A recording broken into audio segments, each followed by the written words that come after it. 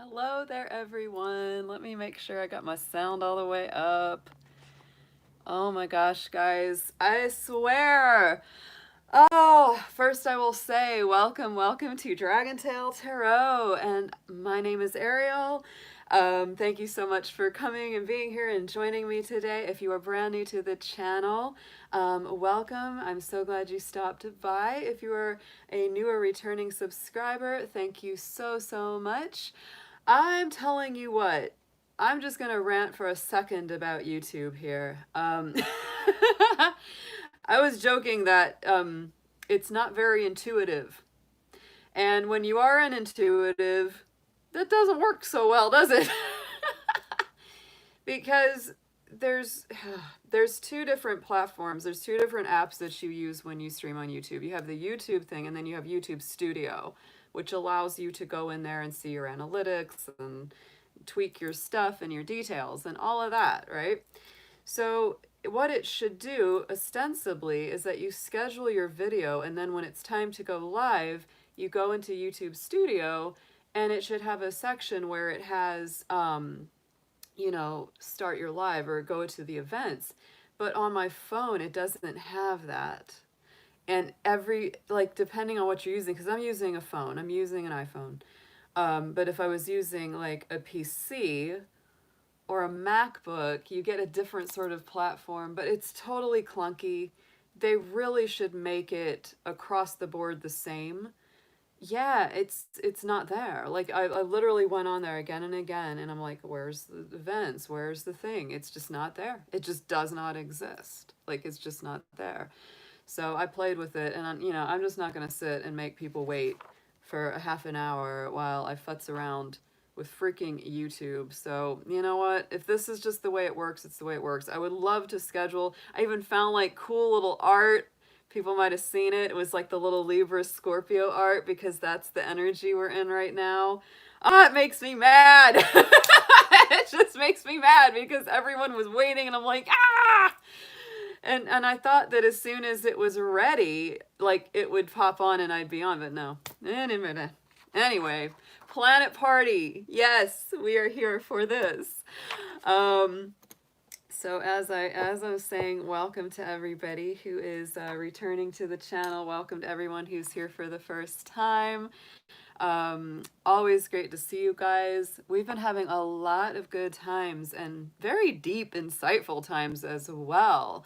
Yeah, let's burn that platform. I'm serious. It's like, well, it's just make it simplified across the board. Make it the same for everybody so that you know what to expect. Yeah, because it's like it shouldn't be hard like that. It just shouldn't be that hard. I see this all the time on either YouTube or eBay where I sell a lot of stuff, and I'm like, guys, don't fix what's not broken and fix the things that we really just need fixed. Make it the same across the board so that nobody's confused, because you go on tutorial videos for how to use YouTube or etc.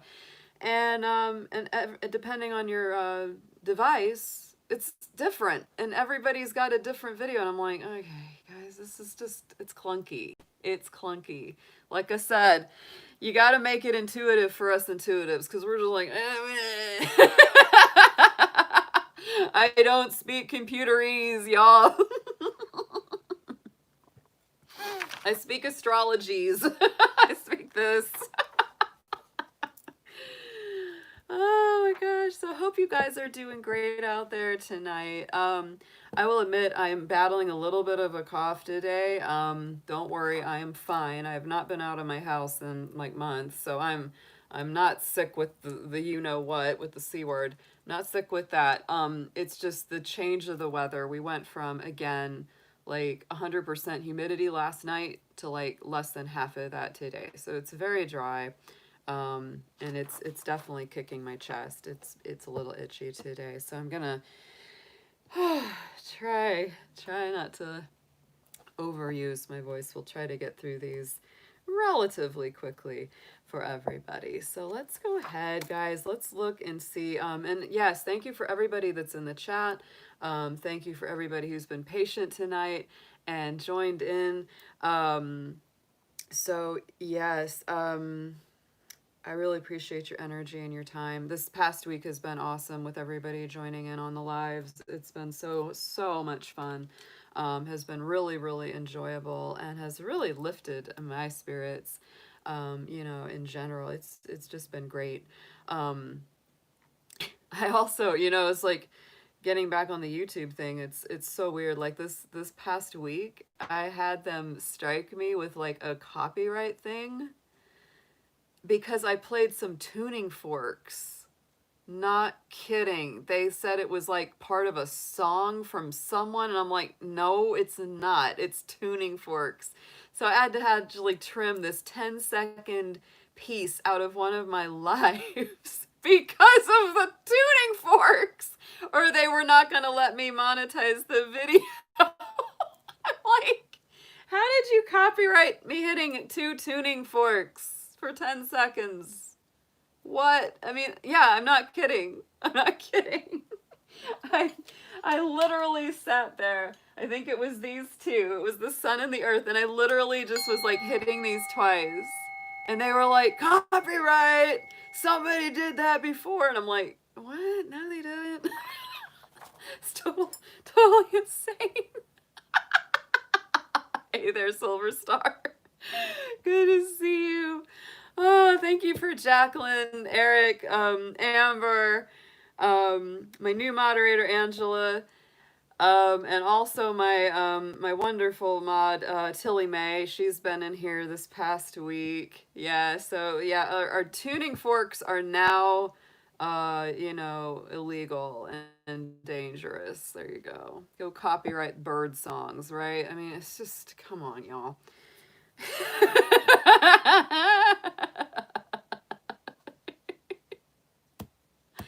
Yeah, I don't even know what to say about it. I just don't even know what to say. I love Tilly too, Beth. She's a great friend, great mod. She's a very cool lady. Hey, Christina, good to see you. Sarah's in the house. We got a whole bunch of great people in here already. So early in the evening, so nice to see.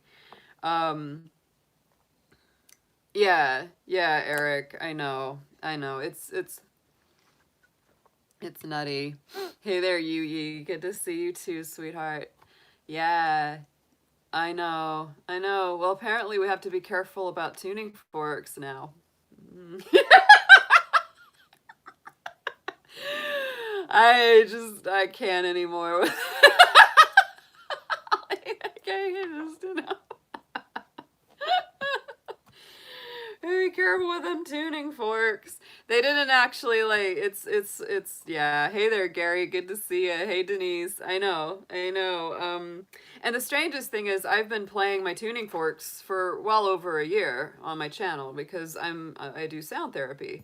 Hey there, Moonchild. Hey Amy. Yeah, and I've been using various tuning forks. I have quite a lot of them. And I've been using them the whole time I've been streaming or creating videos, and I've never had anybody, any of them get upset about it. So it was very strange, very strange. But it was like just this 10-minute second. Hey there, Keely. Good to see ya. Haven't seen you in the chat before, so welcome. Thank you for being here. All right, guys. So this is a big week. A lot of little planet parties. And we do have it going on. This is an exciting week for us. So tonight, yes, we do have Mercury going retrograde in the deep and intense sign of Scorpio. So there he is right there. I actually printed this chart for the new moon. So Mercury will have already been going retrograde in this particular chart. So you can see the new moon aspect as well here. So here's Mercury. There's he is in the sign of Scorpio right there. And that little RX beside the planet, that shows you that it's retrograde. Okay. So Mercury started retrograde tonight. I think that's actually starting in an hour and a half or so on the Eastern Standard Time. And so it's going to be there until October 29th.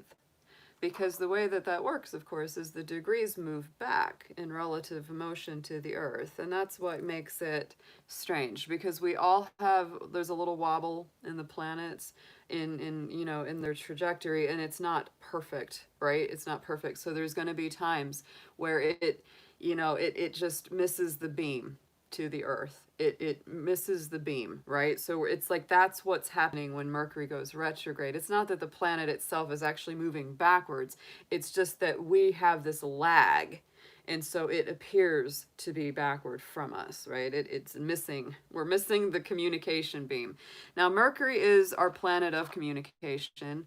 It rules the signs of Virgo and Gemini. This is why these two signs, they think a lot. The brains are always moving, because they are ruled by the planet of communication. So when Mercury is retrograde, we have about 3 of them a year. That's what we're averaging these days for quite a while. It's been about 3 retrogrades a year. They last from about 3 to 4 weeks usually. Sometimes they're pretty short. This one is actually relatively short. This one only lasts until November 2nd. So it's not too terrible on how long it lasts. So when Mercury goes retrograde, think about that. So, if you think about that it's our communication, it's the way our thoughts move, it's the way we process information, it's about the way we share ideas. So when it goes retrograde and we're missing that beam of Mercury direct to our planet, we are muddier in our thoughts. We have to slow down. We have to do all the rewords. I always say the rewords. There's a lot of rethinking. There's a lot of reworking. There's a lot of rescheduling. I'll never forget when I used to work in a hair salon doing scheduling of appointments, that during those retrogrades, I always knew we were going to have lots and lots of reschedules. Always. It was unbelievably how much that went up, because people go, oh, I don't think I can make it. And then you have to rethink it. So it's got a lot of ramifications. People many times are unnecessarily afraid of retrogrades. They get really worried about it. It's really not a time of, needing to worry. It's just a time of the due diligence, right? And yeah, Amber says slowing it down. Slowing it down is important because, whenever Mercury is retrograde, we need to recheck things. We need to recheck our work. We need to review our work. And so, the way to make sure that you don't experience the more negative side of it is just, double check everything. Double check what you do before you send it out. Follow up on things that you've been doing. Like if you send an email that's really important, a message that's really important, and you want to make sure that they got it, it's good to maybe follow it up with a phone call and just say, did you get my message? It's very, very common for miscommunications to happen. So, you'll see people get into arguments and have these battles and all that kind of stuff. I do not recommend getting into arguments during a Mercury retrograde. And the reason for that is it won't go anywhere. You'll be confused about it, and much of the time you won't even know what started the argument in the first place. It'll happen, you blow up, you have your, conflict, and then later you're like, what was it we're fighting about? It just kind of peters out, or it just doesn't, you never get any real closure resolution around it. So I really do say, if you can, put off those conflicts, put off those big, heavy discussions until later if you can. Good things to do during retrogrades. Oh, should we start? Which one do you want, the bad or the good? Which one do you want first, the good news or the bad news? The things that you shouldn't do with a Mercury retrograde. Sign contracts. Don't sign contracts. Don't do things that have a legal ramification for the future, especially if you want them to go really well or you want them to stay the same as they were when you signed them. Obviously, I'm always say don't get married. Don't get engaged during a retrograde. Don't buy a house. Don't buy a car. If you buy anything, make sure that you keep the receipts, because after the retrograde's over, you might go, I really need to return this. I need to change this. Try not to take a new job during a Mercury retrograde, because many times you might take the job and then later, after the retrograde's over, you'll find that they wanted you to do something that was totally not in the description of the job. And you're like, wait a minute, this isn't okay. So those are things you really do want to avoid. You just don't want to go into those heavy binding lasting things, because you may need to rework it after the retrograde's done. Things that can definitely happen during retrograde cycles: old relationships coming back, old people from the past coming back, old friendships, old people that you've lost contact with over the years coming back to say hello. Most of the time, I will say that the people that come back during a retrograde are simply there for review. They are not there forever, because once the Mercury goes direct again, they go right back out. It's the way that works. They come in to say hello. They might come in to get some closure. They might say, oh, I haven't thought of you in forever. I'd love to talk.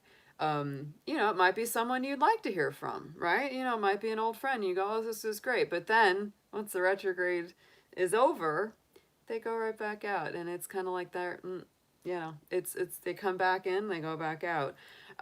So most of the time, I don't say take anything too hard during a Mercury retrograde. It's also the same if you break up with someone. Don't break up with someone during Mercury retrograde if you really want them to stay gone. Because if you break up with someone during retrograde, it ain't a done deal. They could come right back on in after the thing goes direct. So that's the big thing, is like, whatever happens during a retrograde is very malleable. It's like once it goes direct, we have a different vision on it entirely. That's the way it works. I also would say that this is a time when electronic devices or machines do not serve us as well, because Mercury is also very much about, it's about how we get where we're going from point A to point B. And so, it's not uncommon for things to break down, cars to break down, whatever, you use, whether it's your phone, whether it's this, either to malfunction or stop working, and then it start working again just fine after the Mercury goes direct. I've seen that happen. Things that you've lost a long time ago can come back. Like if you just, said, oh, I've lost this necklace, or I lost my earring, I don't know where the heck it went. And once Mercury goes direct, it's like, oh, there it is. Or if it's something you've been missing for a long time, you find it during the retrograde because it returns something to you. Many times our retrogrades return something to us for a period, for a season, sometimes forever in the case of, finding a missing item or something like that. In general, though, with humans, with people, it's usually just temporary. It isn't always for the long haul, unless you really want it to be, right? Unless you really make that choice. But it usually is just for review. Good things to do during Mercury retrogrades. Oh, and there are many good things to do during Mercury retrogrades. Tying up loose ends. Big thing that is great to do during Mercury retrograde, especially if you have something that you had started working on and you never got it done. Oh, yeah. So it's just, it's really all about saying, you know what, there's this project that I started years ago. I've been meaning to finish that. That's the time to get it out and finish it or work on it again, because the retrograde makes your mind go back to it. It's a great time to file taxes or old taxes or things like that. If you are worried that you owe something on a tax or on a bill, it is the best time to take care of that. And usually that would seem kind of like counterintuitive, but it actually works really well, because everybody's mind is cloudier and fuzzier, and they're not going to look at all your little bitty details so deep, and they'll just go, yeah, you don't know anything, get through. And they'll just push it on through. So I'm just saying, I've seen that happen to folks many times, where, they'll wait till the retrograde and then they'll get all this clerical stuff done that they don't really want, people to super pay attention to. And it just goes through. I know that's like so bad to give you that advice. But it's true. It's true, though. It's very true. Retrogrades are great for healing things, because, like I said, it's time to sort of reopen certain elements, open certain parts of yourself, really review them, really look deeply into something, rework it. If you've had a plan and it's just been hard to get it to move, it's, a great time to reevaluate, rethink, refocus, recenter, rebalance, restore, regenerate. All the rewords apply with our retrogrades. Now, if you happen to have been born during a Mercury retrograde, because there are plenty of folks out there whose natal charts are going to look just like this. What do you say when somebody's born in a Mercury retrograde? You know, this is actually a time where you do even better. You do even better during a Mercury retrograde. Other people's heads might be kind of falling off and you're just sitting there going, yeah, I have to do this all the time, because people that are born during a Mercury retrograde have to do that their whole life. They have to constantly be going back and checking their work and, you know, redotting the I's and recrossing the T's and making sure all the details are in order. So, you know, if you're born in Mercury retrograde, these are times that are actually really good for you. It's not going to bother you. It's actually more of a power place for you than ever before. So I love our Mercury retrogrades. Now, the sign that it is in definitely does contribute to the nature of the retrograde. It's always going to be in a different sign. Now, this last couple years, this year and last year, we had Mercury going retrograde in all our water signs, right? So the last time that we had Mercury retrograde in Scorpio was last year. It actually started on Halloween last year. So we had our last Mercury retrograde in Scorpio from Halloween, October 31st, and it lasted until November 20th.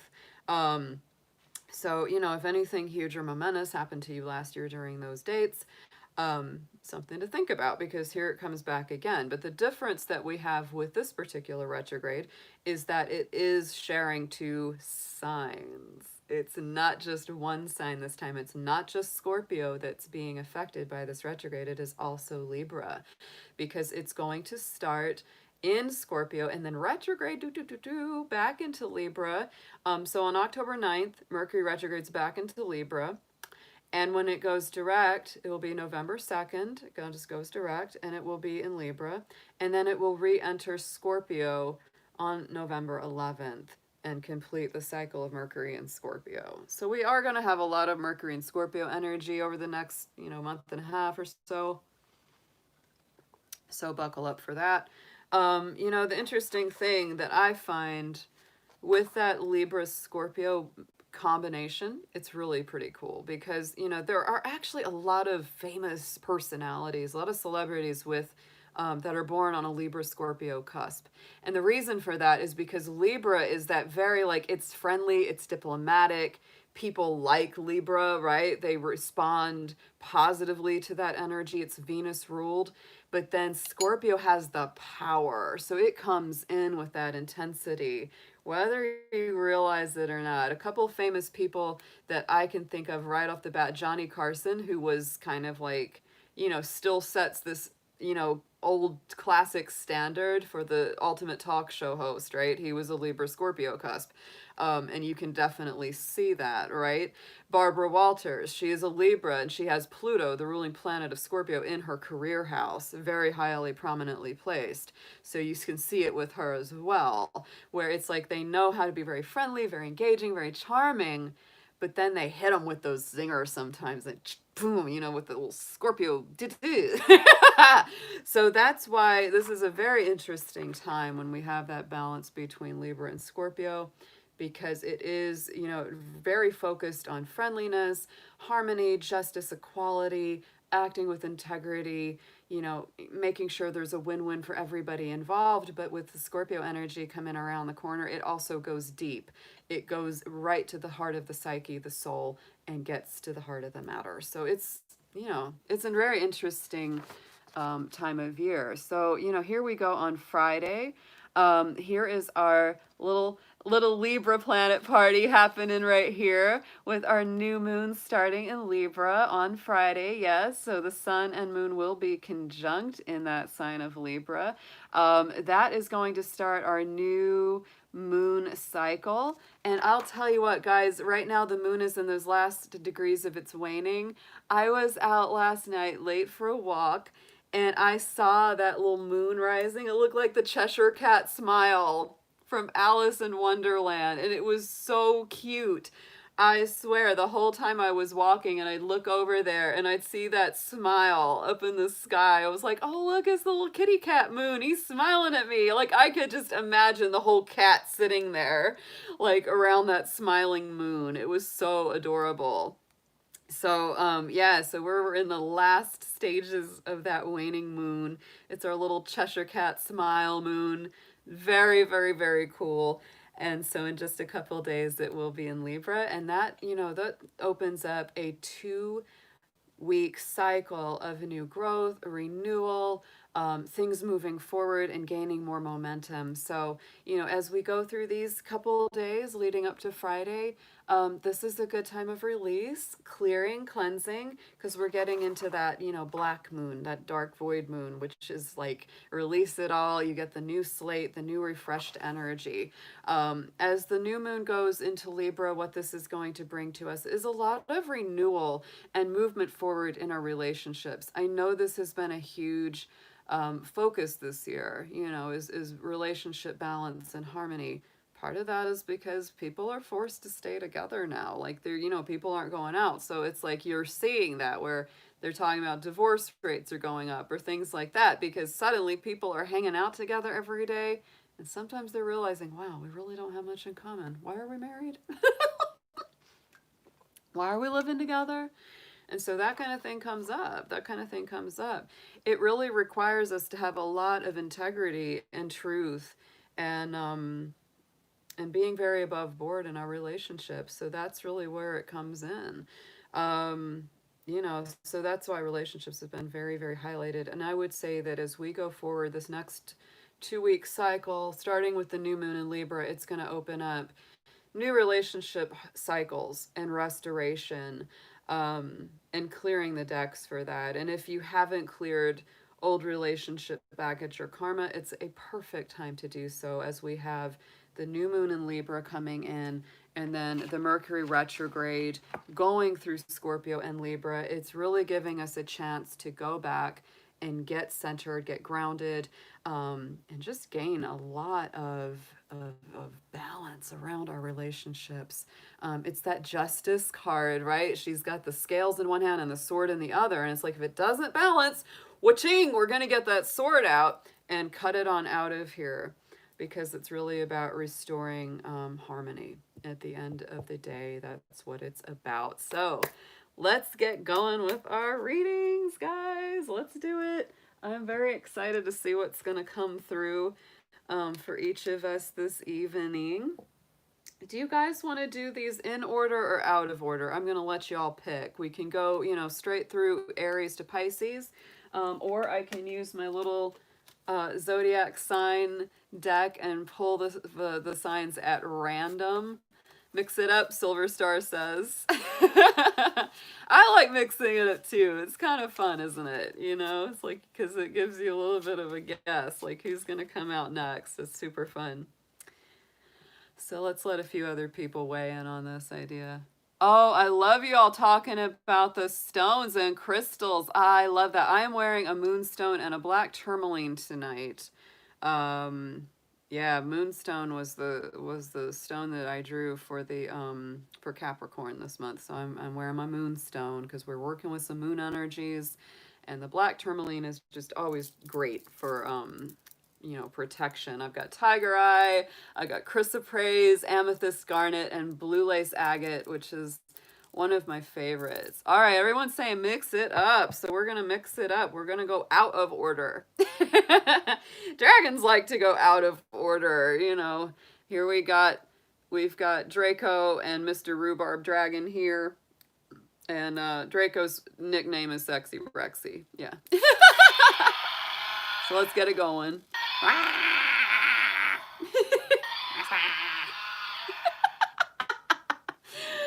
Oh my goodness, y'all. All right. So let's get some fire. We gotta have some fire action on this. I've already done lit my candles. I have a special new moon oil that I put on the candles, so they are all charged up. Let's go ahead and get some good sweetgrass going on. Yeah, fire in the house.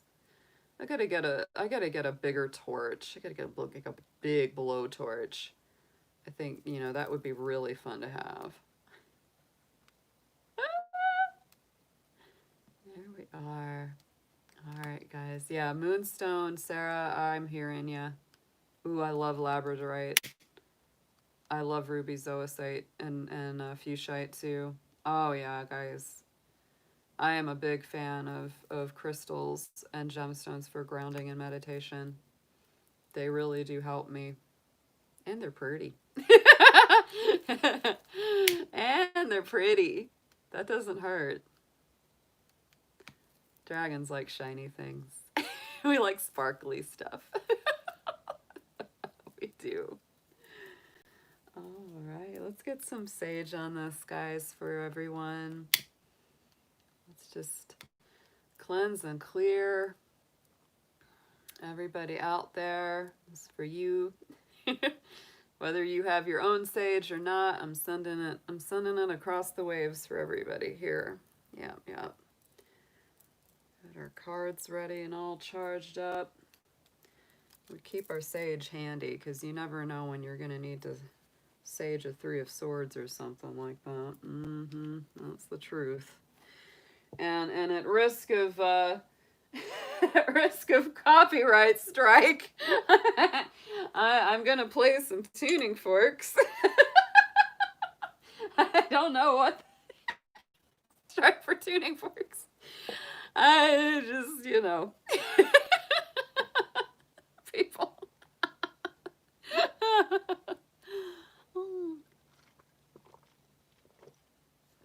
Yes, I also recommend, I put pieces of selenite and black tourmaline by the doors,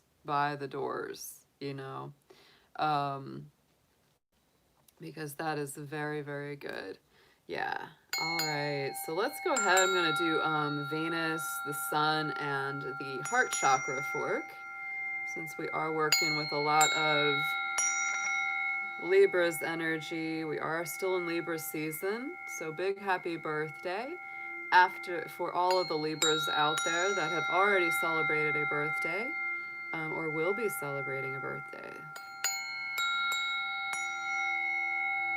Ooh, good vibes, good vibes.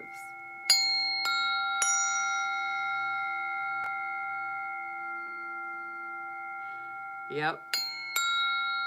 Welcome, Fry King. Always good to see new people in the chat. Whew.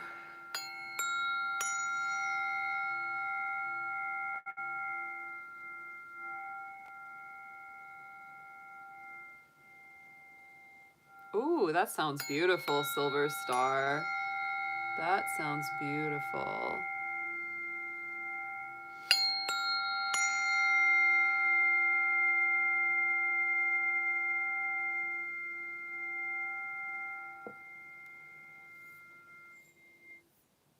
And also, happy birthday to all our Scorpios that have a birthday coming up later this month.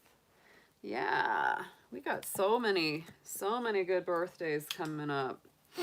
It's so funny whenever I hear people say they don't care about their birthday or they see it as a negative thing because they're like, I'm getting older. You know, that whole thing. I'm getting older. And I'm like, y'all, I'm in my 40s and I don't care. It's like, just get that. It's like, yeah, getting older beats the alternative, for one thing.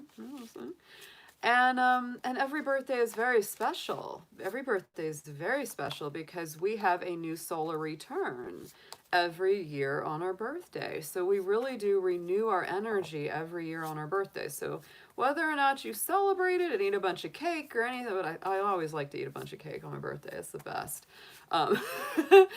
But whether or not you really celebrate a birthday, it's like your birthday is still pretty awesome because you're getting that solar return every year that renews your energy and gives you whole new theme. Yeah.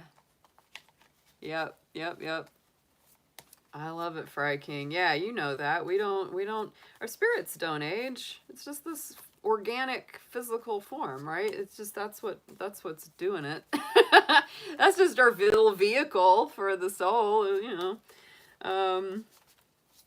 Can't make that last forever, but we keep trying. We keep on trying. Oh, people know it's not, none of us gonna get out of here alive, but but we keep trying. All right, guys. So I've got my my zodiac card deck. We're gonna do these at random. We'll see which signs come out in which which order for us tonight. These are going to be all about the energy of the Mercury retrograde and the new moon and what these these new planetary parties are bringing in for you, what we will be learning and working with, what's coming up to be healed or reviewed around these retrogrades, and what we're doing going forward. So let's see who we've got. Dear angels, guardians, guides, ancestors, past on loved ones, all of this special guardians, beings, ascended masters, whoever is surrounding the folks in our chat, as well as me. We're bringing y'all to the table. I'm also bringing in my dad, my great-grandparents, and my grandparents. Just bringing them on in. And everybody is invited to call on whoever they are connected to as well. Bring through messages for all of our signs, all of our folks here today that will be watching us in live time and also watching this later, to give them what they need, give them what they need to know, whatever is important for them. And please protect their energy as well as mine throughout the session. Clear us of any lower or negative vibrations or entities, and bring through everything that we need to know for our highest good. Thank you so much. Let's see who is here for us first from our zodiac list. Let's see who we got. Pisces. Ooh, Pisces is up. Look at that. Our little fish is our 12th sign, but they jumped to the front for our Mercury retrograde evening. All right. So Pisces, let's see what you've got for this Mercury retrograde. What is going to be the theme of what you're working with? What will you be, addressing or clearing or bringing in? What is Mercury retrograde returning to you? What is our new moon starting up? Pisces, that Libra energy is in your house, and that does rule that 8th house for you. And this Mercury retrograde in Scorpio is not bad for our Pisces, because that's a fellow water sign. Really helps you to do a lot of deep diving and really learning some deep truths about yourself. Doing a lot of healing from the inside out. Forgiveness. Ooh, that is a strong one, Pisces. So you might be really clearing some old karma, some old debts, some old baggage, releasing people. Acknowledge that harboring resentment blocks the flow of love. So Pisces, if anyone has been wrong with you, if anyone has not been, treating you the way you should be treated, if some old wound has really, really hung on and has really caused you a lot of grief, it's really time to let this go, because that's going to bring in so much more love, so much more great flow, so much more healing around your situation. That's what's coming up. And Pisces, if this doesn't resonate with you, do check the placements of your personal chart. That's going to give you more messages about this coming up. So I'm going to use our Crow Tarot tonight. I'm going to use the Crow Tarot and the Modern Witch on our tarot cards here, because I like the crow. I like the energy of the crow for the Libra Scorpio blend, because the crow is a bird. It's very air element, very Libra, but it's also that deep, dark, intense color of the Scorpio element. So let's get some cards on this for our Pisces, please.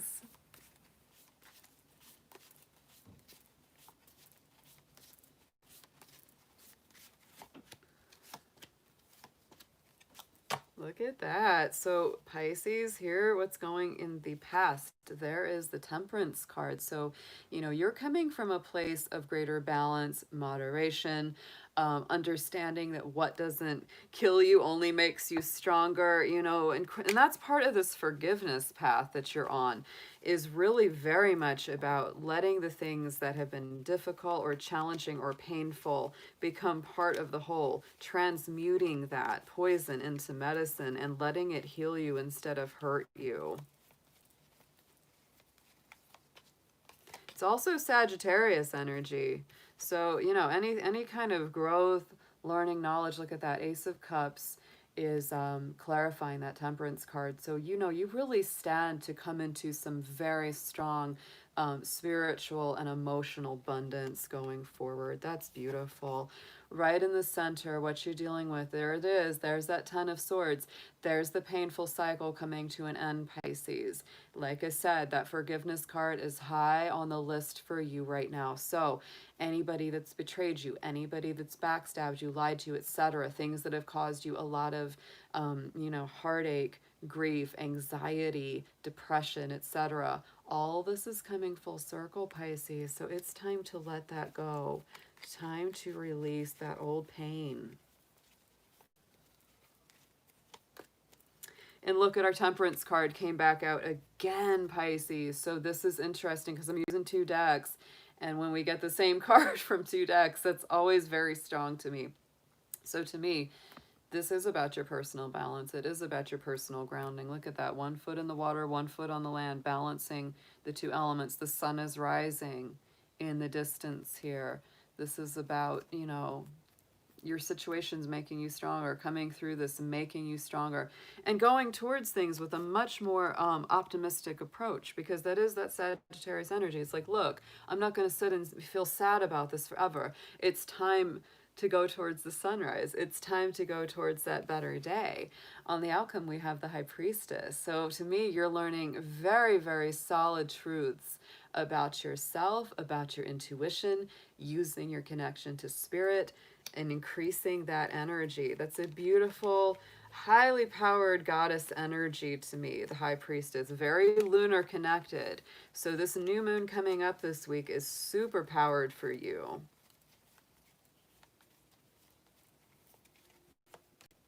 And the Nine of Cups, yes, because when you use your intuition, Pisces, the wish fulfillment starts to come into view. The Nine of Cups is also a little bit impatient. Sometimes she's like, when is my wishes coming true? when is my ships coming in? So, you know, this to me is like, use your intuition, use your connection to the divine and to spirit, because that is very, very important for you along this path, Pisces. But ultimately, it is about forgiveness and release. And when you do, it's going to set you free so much. So let's get into the Hero's Journey Oracle for an affirmation for you.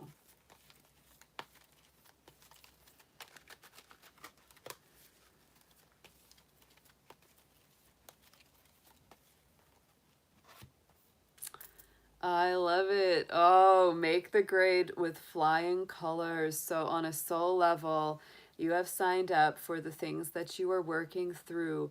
And this says that you're coming to, you know, a completion of a cycle. The 10 of Swords is a completion of a cycle. The Temperance card, the Ace of Cups, is all about the renewal of the spirit. And a lot of this has to do with, you know, that forgiveness, letting old things go. Forgiving yourself too, Pisces, is very, very important during this time. But it looks like you're going to pass this test, right? It looks like you're definitely going to pass this test. And you're just going to be kind of on top of the world after that, right? It's just like, you know, you're going to feel so good once this energy is completed, once you've gotten all these things out of your system. My goodness. All right. Oh, 2 of Cups is on the bottom of the Modern Witch there, Pisces. So it does have to do with healing of the heart. And sometimes this could be healing and bringing, you know, reconciliation with someone that you really miss, you really love. And sometimes this is like letting go of something of the past so that that new energy can come through. But look, we got our 10 of Cups on the bottom of the Crow Tarot. So it's looking good for you. We went from the 9 of Cups to the 10 of Cups there, Pisces. So this feels very positive. Very positive indeed. Woo! All right, guys. So let's get into our next sign. Let's see who's up. Take a little sage here, little sage spray. Get that cleared out.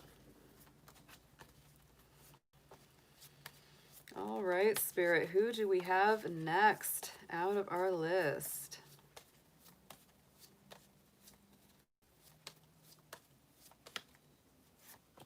Ooh, we have Leo coming up. So there's some fire coming up to the forefront here with all of our lions and lionesses.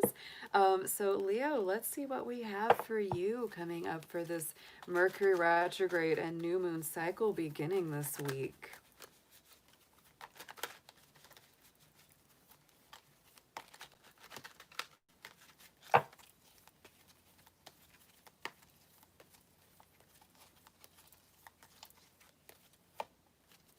Aw, so Leo, it is all about love. It's all about your heart center. That's what this Mercury retrograde and new moon is bringing in. I commit to the practice of seeing the good in all things. So Leo, I think it's all about healing that heart center. Leo, you are ruled by the heart. That's your, place of the body. And so my Leos, I know y'all have big hearts. When you love, it's 100%, probably more than 100%, and you are very generous, very giving, very demonstrative when it comes to love. So it's really important to, see things on the positive. I like the message of this is seeing the good in all things. So it's like, even if you're having a struggle, even if things are, difficult with someone in your life right now, it's really urging you to see the positives in them, to not focus so much on the things that are bugging you or getting you down. It's more about focusing on the good things, what you appreciate, what you value. So let's get into the Crow Tarot. We're going to see what we've got on our little messages for Leo coming up. Libra is a good energy for my Leos. It really is. It highlights your third house universally. So there's a lot of communication. And as it moves into Scorpio, it moves into that fourth house. So there's a lot of, I would say, communication around home, family, and all that domestic realm. So let's see what we've got for Leo spirit. And Leo, if this does not resonate, check the placements of your personal natal chart. You will get more messages from all of these readings by knowing your Venus sign, your moon sign, etc.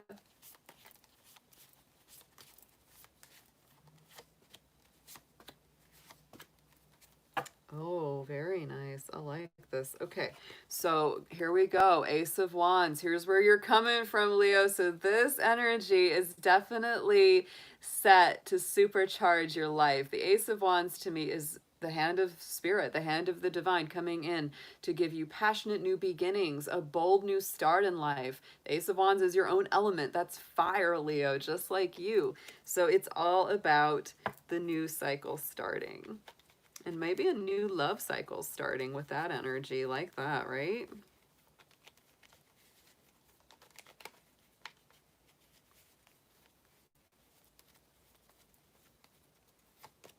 Yeah, and Eight of Cups. Ooh, Leo.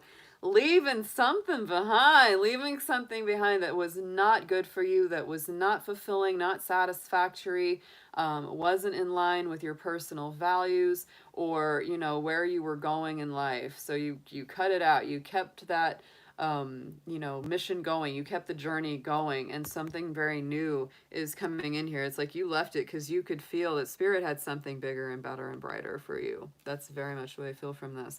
We have the Seven of Wands here at the center. So you know what, Leo, I'm telling you, this is about standing your ground, feeling very strong about your truth, not being willing to concede, what you want and what you need and what you know is right for you, even if other people are saying, come on, Leo, why do you have to be so stubborn? Why do you have to be so stuck on what you want? And you're like, because I want what I want. And I know that it's right for me. So it's very much seated in your power. More wands energy there, Leo. I'm telling you. So let's get some clarification on the Seven of Wands here. Yeah, Six of Pentacles. And the big reason that you're standing up and you're being really feisty about what's right for you is because you want balance. You want reciprocity. You want equal give and take.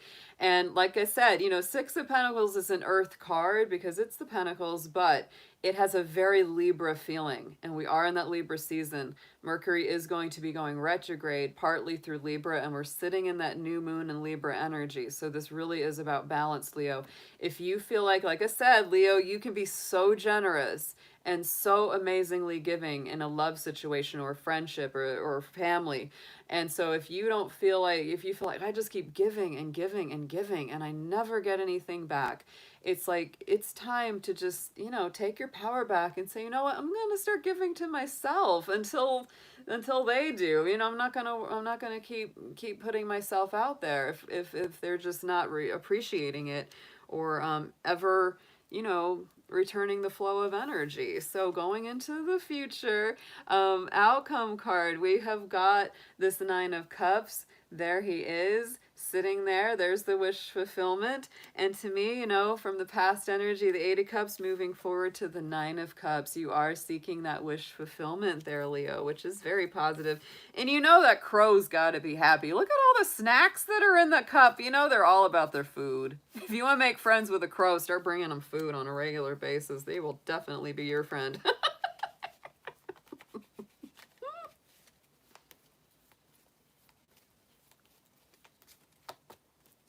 Yes, yes, yes, yes, because we have our tower involved here. A lot of old constructs are falling away. A lot of old structures are leaving us at this time. The last couple live streams I did, we had lots of towers on all of the readings. They were coming out hot and heavy. Oh, but look at that, Leo. We have our Ten of Cups on the bottom. So it's like Eight of Cups, Nine of Cups, Ten of Cups. Boom, going to the ultimate bliss, the ultimate happy outcome, right? The harmony, the little birdies in the nest. Look at that. You know, this is a beautiful outcome. Queen of Cups. Ooh, Scorpio energy with the Queen of Cups. And that's what our Mercury retrograde is starting in, is Scorpio. So honor your feelings, Leo. You don't always have to say everything that you're thinking when you're thinking it. Sometimes just give yourself time to mull it over. Rethink your feelings, rework that inner dialogue, you know, because like I said, if your emotions and your heart's not getting honored, it's time to go a little bit within, do the deep diving. Don't be afraid of it. You know, we're coming into some heavy energies, right? We're coming into that deep, intense Scorpio season later this month. It's a very different energy from you, Leo. You're very bright, very upbeat, optimistic, outgoing. But sometimes, you know, we can learn lessons from each other. So you can learn from that Scorpio energy that sometimes it's okay to not always have to, you know, put on a show for everyone. It's okay to not have to feel like you've got to perform all the time. Scorpio sure doesn't. They're just like, nah, you know, I'm just going to do my thing. I'm just going to do my thing over here. So let's get a Hero's Journey card for your affirmation, Leo.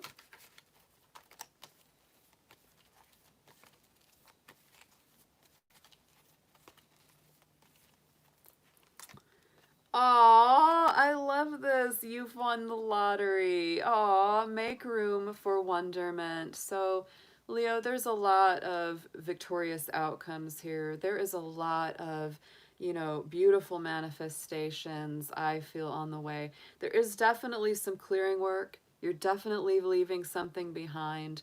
You're definitely shaking, rattling, and rolling with that tower card. But it is making way for some nice stuff. Very nice stuff. So, you know, if you don't actually play the lottery, Leo, you might want to. But I mean, I just take that more as an energetic feeling overall, right? You know, it's like there's that feeling of like, you know, with the tower card, it's the unexpected things. And, you know, sometimes that unexpected thing can be something that feels really difficult, but sometimes it can be something that feels really amazing and new and exciting. Very, very nice, guys. Very, very nice. So let's get this cleared. Let's get our energy cleared here. And let's get ready for our next sign on the board. Let's see who is coming up next. Kimberly, you're hilarious. I like that. Big money, no whammies. Oh my gosh, my mom, she watches that old game show. Oh my god.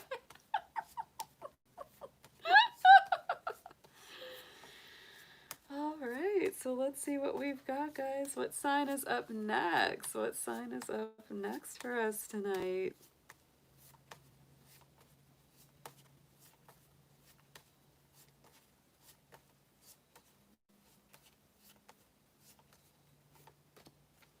and it is Taurus. Ooh, our nice, earthy, stable, grounded Taurus. Yes.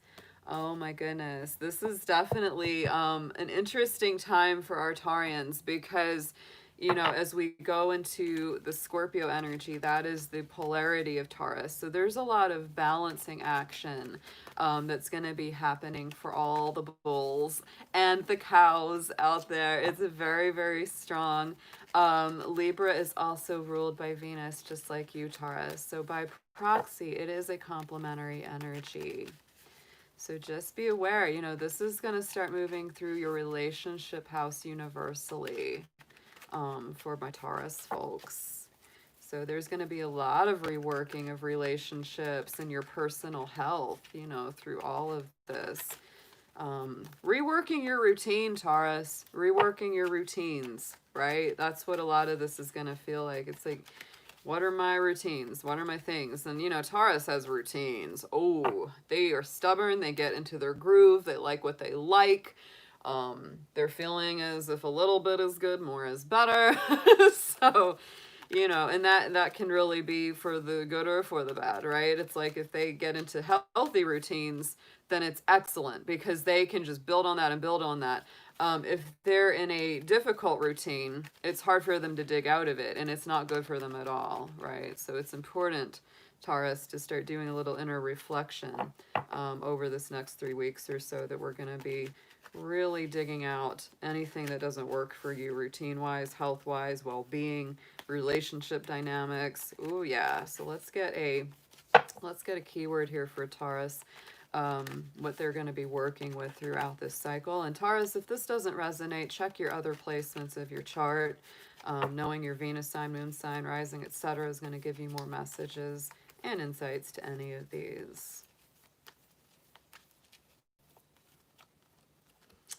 Yep. Change is on the horizon for you, Taurus. I definitely feel that that shift is coming. So I understand that nothing can grow or evolve without movement. So Taurus, you are a famously stubborn sign, and I can hear all my Taurus going, I'm not stubborn, right? But you are a famously stubborn sign. You don't change quickly, right? When you don't like it, you don't generally like it, but there is change, there is movement on the horizon, and it's time for growing and evolving along with that energy that we have coming up. So let's get into our tarot for Taurus. That sounds like a good show. Tarot for Taurus.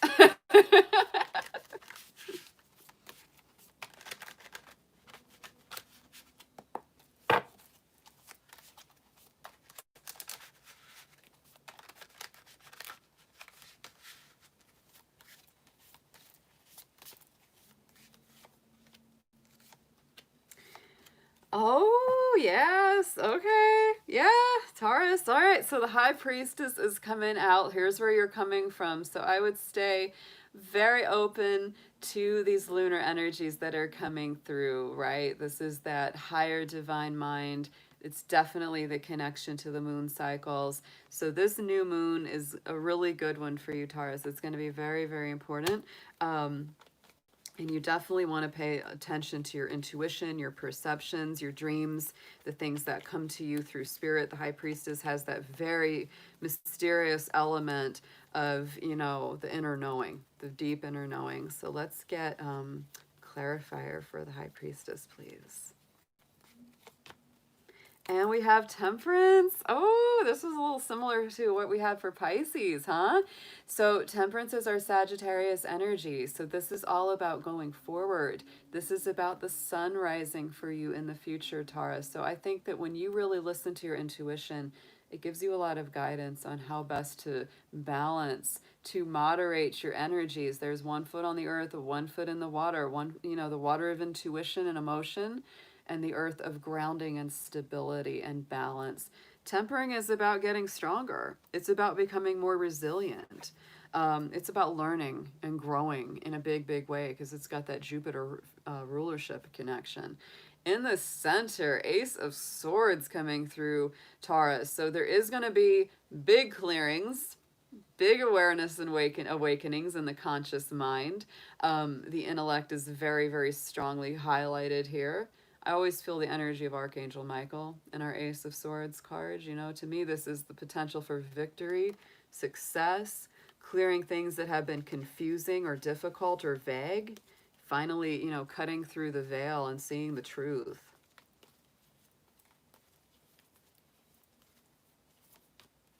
Oh, and we have justice. So there's something that needs to be balanced, something that needs to be equalized. We are coming into that very strong Libra time with the Libra New Moon. So to me, it is a time of harmony, balance, equality being restored. And if anything hasn't been right in the past, it's time to make it right, Taurus. Whether it's for yourself, for someone else, the whole dynamic, right? The outcome card, right? You know, you might get really stressed about it. This is not surprising, because we have this Eight of Swords. So you might feel really kind of bound and tied up.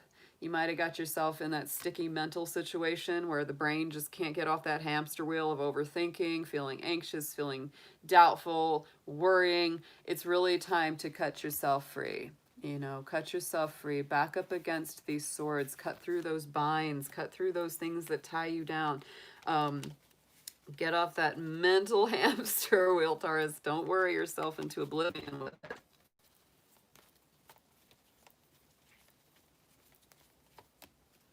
Seven of Pentacles, yes.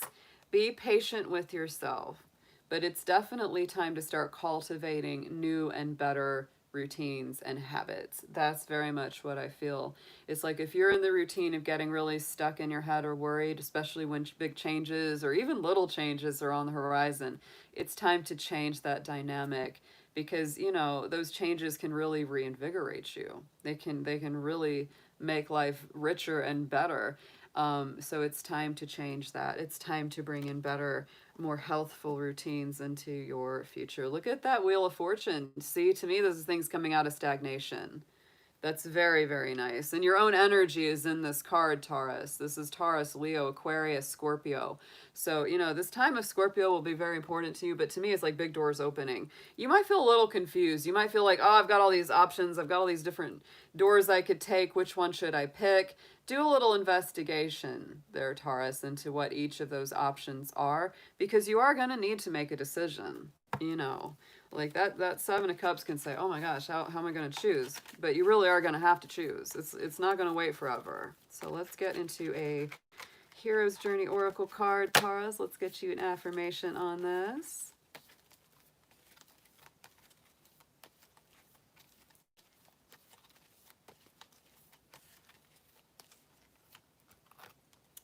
Look at that. Oh, I love this card, especially considering everything came out from fear to fuel.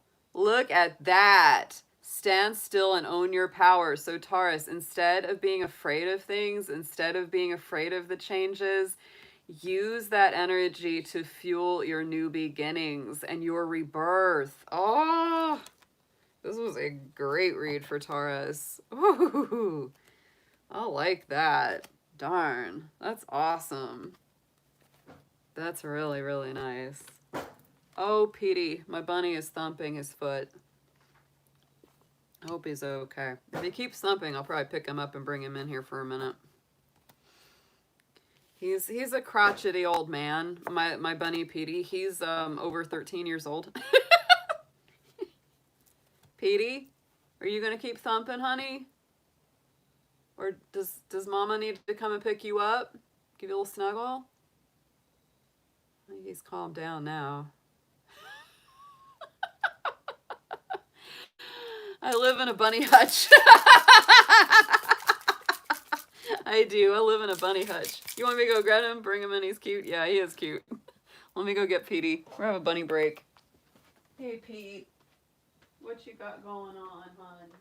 You doing okay in here? Oh. Boy. My little old man. Oh. Yeah. Who's a good boy? Who's a good Petey? Oh. Want to say hello to everybody? Yeah. I say everybody. There's my baby. There he is. That's my little old man. He's definitely got a little bit of cataracts on his eyes. He's got big feet. He loves to thump those feet. Um, yeah, Petey is part Netherland dwarf, but he's got big ears. He looks like a little wild cottontail. He's got a little white belly. And you're a good boy. You are. He's been with me for a very long time. He's been with me for about 13 and a half years. Yep. He says, I'm just going to keep hopping, Mom. Oh, it's okay. Aw.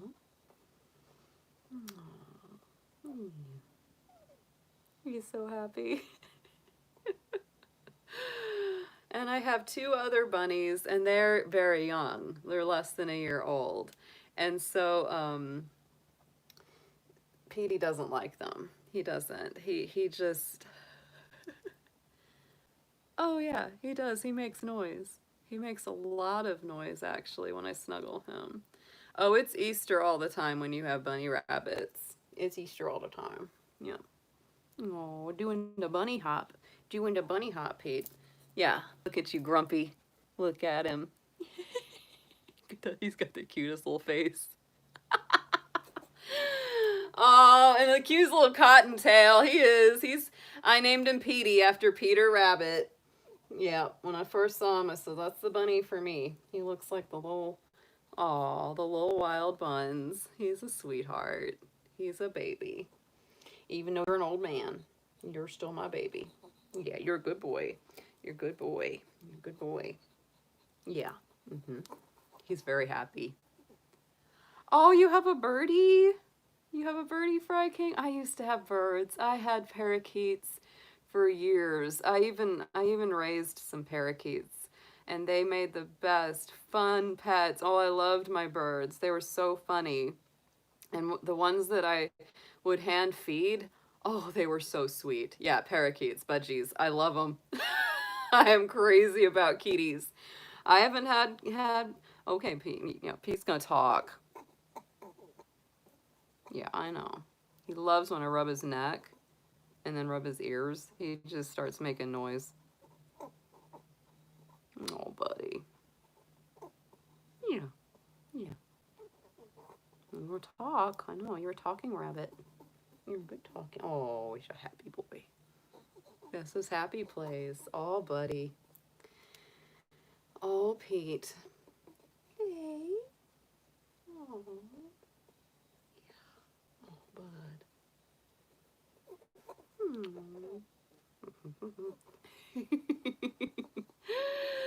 He is so sweet. He is. He says, I'm an old grumpy man, but I still love my mama. Yeah, he still loves his mom. Yeah. Yeah. Little sounds he makes.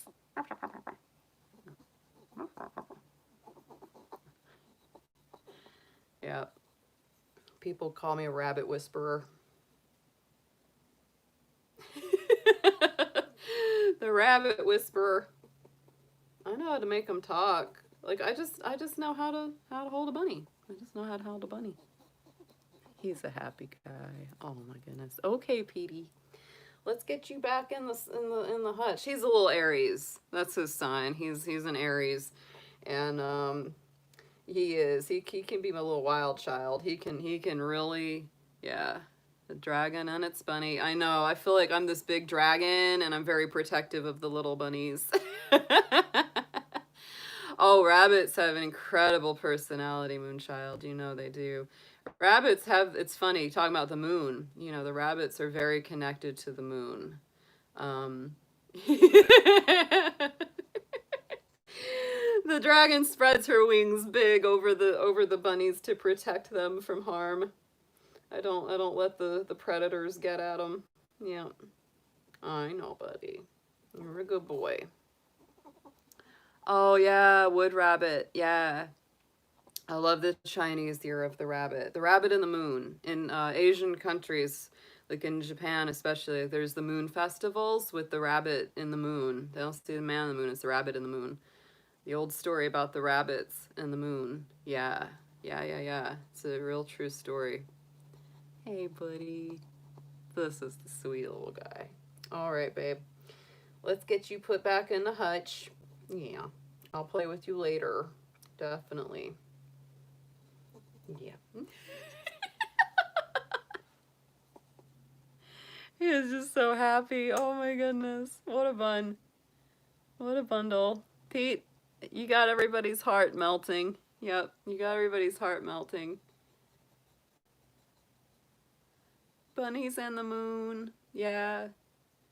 That's my favorite story. I've probably told it on this channel before. That's like the story of the moon hare, the moon bunny, is the story of the old sage in the woods, and he's building a fire, and all the different creatures of the woods come forward to help him out, you know, because he's cold and hungry, and so they help him build the fire and, you know, get it ready and all that. But the rabbit comes forward, and he throws himself on the fire so that he can be the meal, so that he can feed this guy.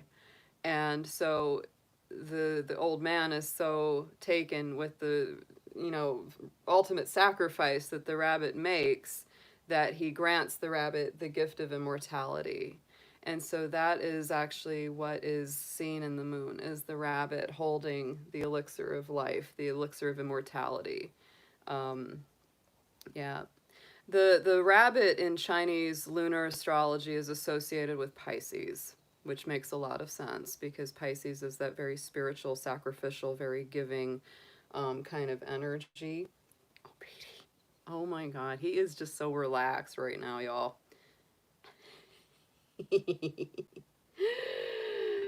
All right, Pete. We got to get back to our regularly scheduled program here. So let's go ahead and I'm going to put him back in. I'll be right back.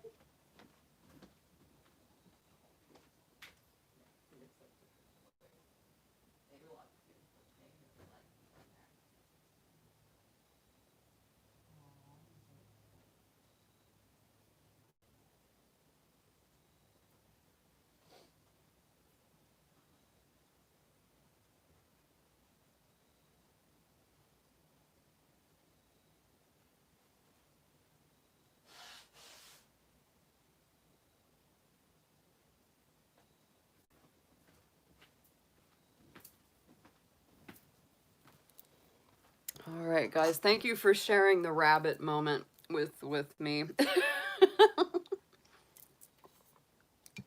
When Petey gets thumping, I have to go pick him up because sometimes it's like he just won't stop. He won't stop. The little foot just keeps popping.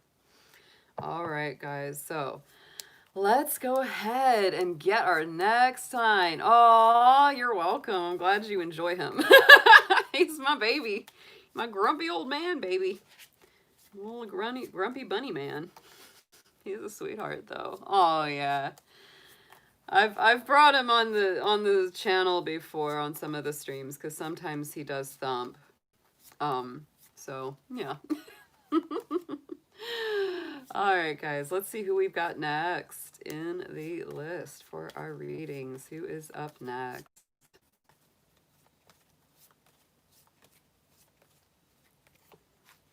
Aquarius. Aquarius is on the board. Yes. So here we go. Let's see what we've got for you. This is going to be a powerful retrograde for Aquarius. Part of it's going to be a square to you being in Scorpio, so you definitely will feel that pressure and intensity. And then the rest of it's going to be in Libra, so that will be actually very much in tune and in harmony with your sign. So this is mostly going to be going through your 9th and 10th houses, astrologically on the universal chart. It's definitely about learning more, growing more, following your hopes and dreams, manifesting realities. So let's get a card here to start our reading for Aquarius. And Aquarius, if this doesn't resonate, check the rest of your placements in your personal natal chart, and you will get more messages out of these by knowing things like your Venus sign, your moon sign, etc.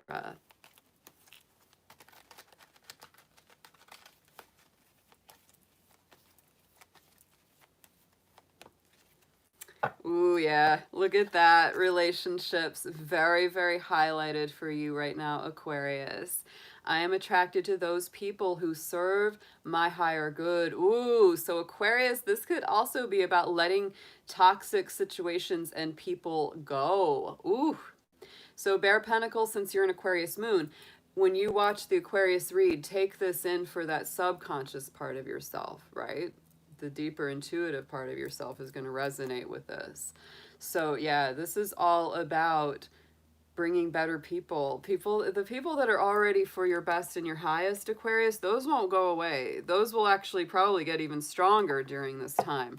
But the people that are negative, the people that are not good for you, ooh, and it's time to raise your vibration, right? Because it also says that you are being attracted to people who are there for your highest good, who are there to encourage you towards a higher purpose and vibration. And of course, our first relationship is always to ourselves. So Aquarius, the more that you raise your personal vibes, the better, the more positive, the more optimistic you raise your level to, the more that you're going to bring those kind of people into your circle. So let's get some tarot. Let's get the Crow Tarot on this for Aquarius.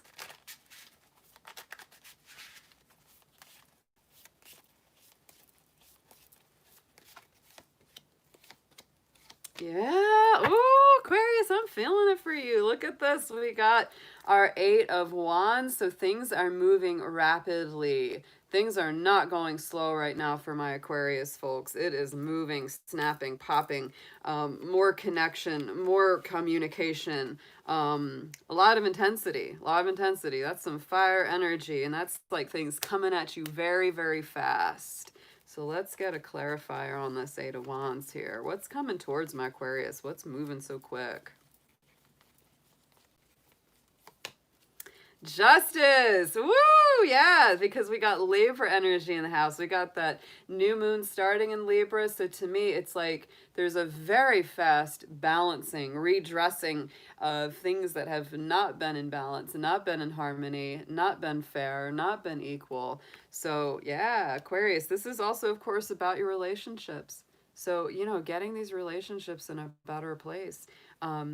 Justice, Libra is Venus ruled. So it is. It's very much about, for some of you, it could be a divorce that you really want to go through very quickly. Could be a marriage that you're really thinking about, taking a relationship to the next level. It can definitely have to do with that as well. For some of you, if you've had a court struggle or anything like that, that's going to be specific to a few because this is general. But to me, it's like this is finally moving. Something is finally moving forward in the area of justice for you, Aquarius. So in the center, we have the Page of Cups. To me, this is new, sweet, loving communication. If things have been really difficult or really crunchy, you're kind of calcified in your relationships, this is like people's hearts softening up. This is really beautiful. This could be people forgiving you for something, apologizing for something that they did. I just like the Page of Cups. I do, because it always kind of shows that message of care and compassion coming in.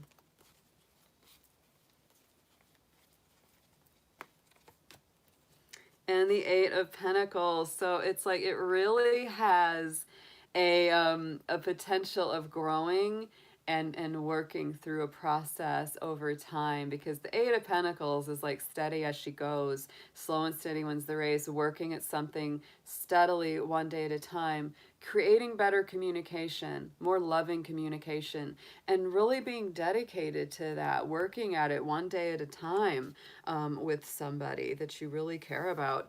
Going into the future, Aquarius, doesn't get a whole lot better. We got that Sun card coming through. So this is a very positive outcome, very beautiful new beginnings, innocence returning, excitement, revitalization, and energy getting better as we go through this Mercury retrograde and new moon in Libra cycle.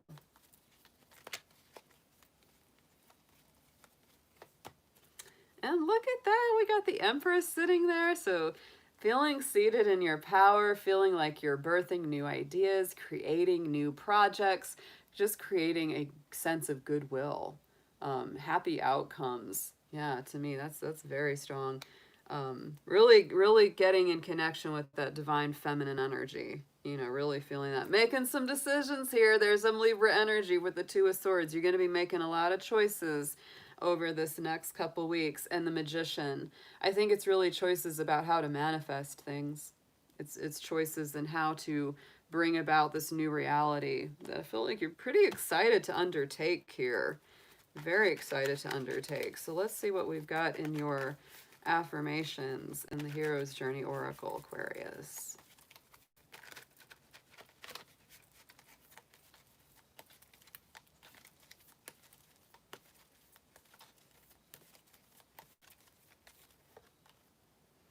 The ocean of emotion. Oh my goodness. Find a safe place to express your true feelings, Aquarius.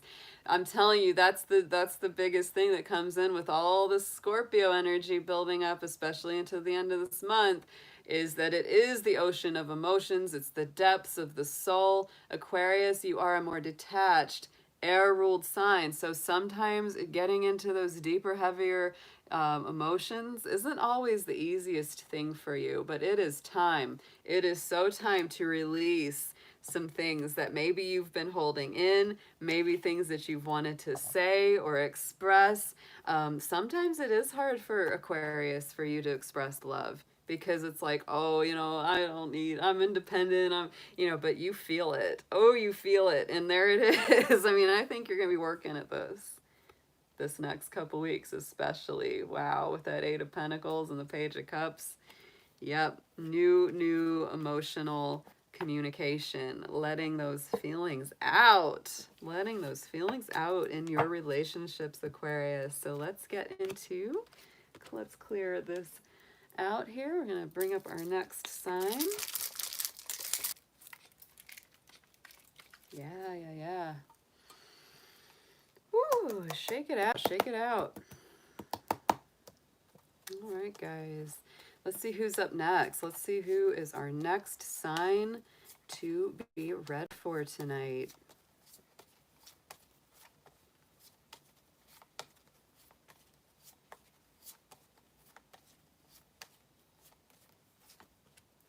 Gemini. Ooh, Gemini is here in the house. So Gemini, this is actually a really nice time for you with the sun and the moon coming up to be in Libra, starting this new moon cycle. I really like it for you because it is part of your own energy. You will be feeling that, absolutely. So let's get into some keywords for Gemini. Yes, and we are going to be, of course, coming up into Scorpio time as well. Mercury retrograde is more intense for Gemini because that is your ruling planet, so you will certainly be feeling this. I do highly recommend looking at your personal natal chart to see what part of your chart that the Mercury retrograde will affect for you directly. But for most of you, it's universally going to be in that 5th and 6th house. Yeah. So let's see what we have, Spirit, for our Gemini.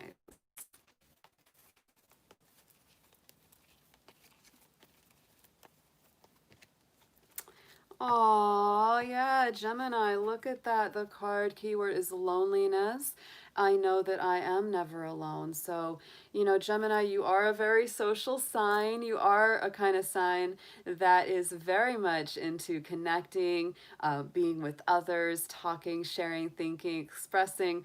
And so right now, especially with a lot of like self-quarantine and isolation, it's been really tough. It's been really tough. But this energy is coming in to remind you that you are never alone. You truly are not.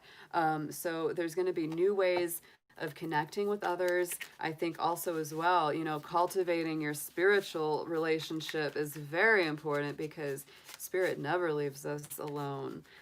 So you will be working through some of those feelings of aloneness and also looking at how you can reach out and express and continue to feel like you have a social life, whether it's online, whether it's on the phone, however it works out, Gemini. So let's get some Crow Tarot on this to see some deeper messages around this Mercury retrograde and new moon cycle coming up for you.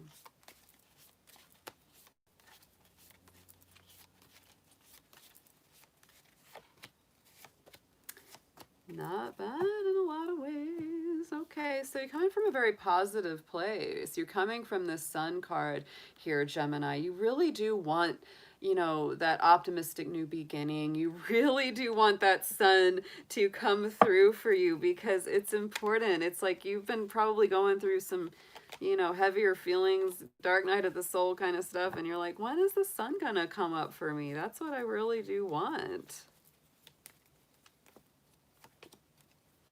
And you want those wishes fulfilled, Gemini. You really do. Those emotional wishes going forward. You're feeling a little impatient about it. No doubt. We do have to wait. We do have to wait. We do have Mars in a square to Saturn right now. So there definitely is like that 2 steps forward, 2 steps back kind of feeling. Here we've got in the center, there's that 4 of Cups. That's that fear of missing out card. Absolutely. It's sort of like, is life just passing me by? I feel like I can't get, you know, involved or engaged where I want to be. I can't be in my usual social settings. I can't do the usual communication and expression that I do. I'm waiting for something to come through. So, you know, to me, Gemini, this is really about encouraging you to not give into that feeling and to find ways to get yourself back into the flow of what it is that you want to be doing. Even though we have, you know, certain restrictions, certain things that we are observing, etc., it's time to just, you know, go around it, work around it. Let's see where we've got a clarifier on this. Oh, Queen of Pentacles. So yes, Gemini, get yourself grounded, get yourself attuned to the earth energies. That's very important for one thing. Remember to feel strong within yourself. Remember to feel grounded and stable within yourself, because our Queen of Pentacles is very self-sufficient. You know, whether she's alone, whether she's coupled, whether she's with friends, whether she's not, she's really doing pretty darn good. So you might want to focus on that. Focus on, you know, your work, your efforts, your project, your purpose, growing more of that good feeling that you get with that. There's her little bunny rabbit. That's why I love my Queen of Pentacles, because she's my little bunny queen. Yep. Fertility, abundance, creating more, you know, because that's what the rabbit's about. And it's a lot of good luck. It's a lot of good luck. Really focus on your own energy. We do have the 7 of Swords coming up, Gemini. I never like this card. Nobody does. It's about old sneaky, coming in, flying off with your swords, not being the most honest, not being the most forthright. To me, because we're coming into this time of a lot of Libra and Scorpio energy, I feel like this card has actually come up a lot in the live streams I've done all week. And I would say that for a lot of us, what this is really shining a light on people who have not been acting with integrity or honesty, because it's time that they get dealt with. It's time that they get their comeuppance. Or just get left out, right? I mean, it's like you just leave them behind. You know, because you're ready to go on a new adventure. You don't have time for this. You don't have time for people that aren't honest with you, don't have integrity, because you got your backpack, you got your shoes on, you're like, I'm ready to go. I'm ready to go somewhere new. The fact that you've got this Queen of Pentacles and Page of Pentacles really tells me it's like you're ready to start something new. You're ready to invest in something, you know, better for yourself. Very nice. These are all strong. These are really strong right here. On the underside, let's see what we've got. Yeah, King of Cups. Making good emotional decisions and healing your heart from the inside out there, Gemini. And then on the bottom, oh, we got our 9 of Pentacles. Look at that. Look at that. Oh, Gemini, it's time to build yourself a beautiful garden of the soul, whether it is a metaphorical garden or an actual garden. Telling you, it is time to really root deep, get connected to, you know, your grounding points, the people that truly love you, have always had your back. They're the ones to connect with, and let old sneaky go. Let old swordsy go. A little pin cushion card there. Let him stab himself. That's my advice. All right. Let's get an affirmation card for you, Gemini, on all this.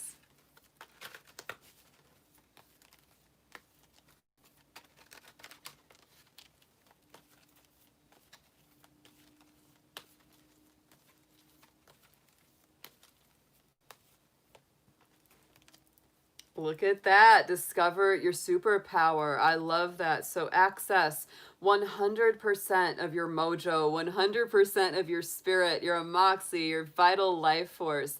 That sun card is where you're coming from. This is what you really desire and want. And I think in your heart of hearts, Gemini, that's really where you're headed.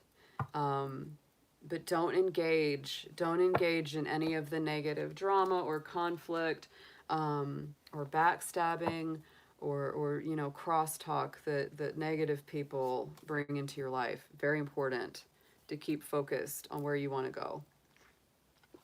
Gemini can get distracted, right? You know, shiny objects. But you know, don't let old sneaky distract you. Don't let them distract you from your true purpose. Yeah. All right, let's sage this sucker out. Let's get some clarity on this, y'all. Let's tap these cards.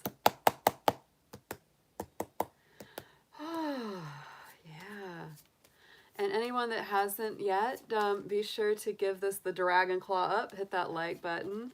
That does help this video get more into the algorithm out there.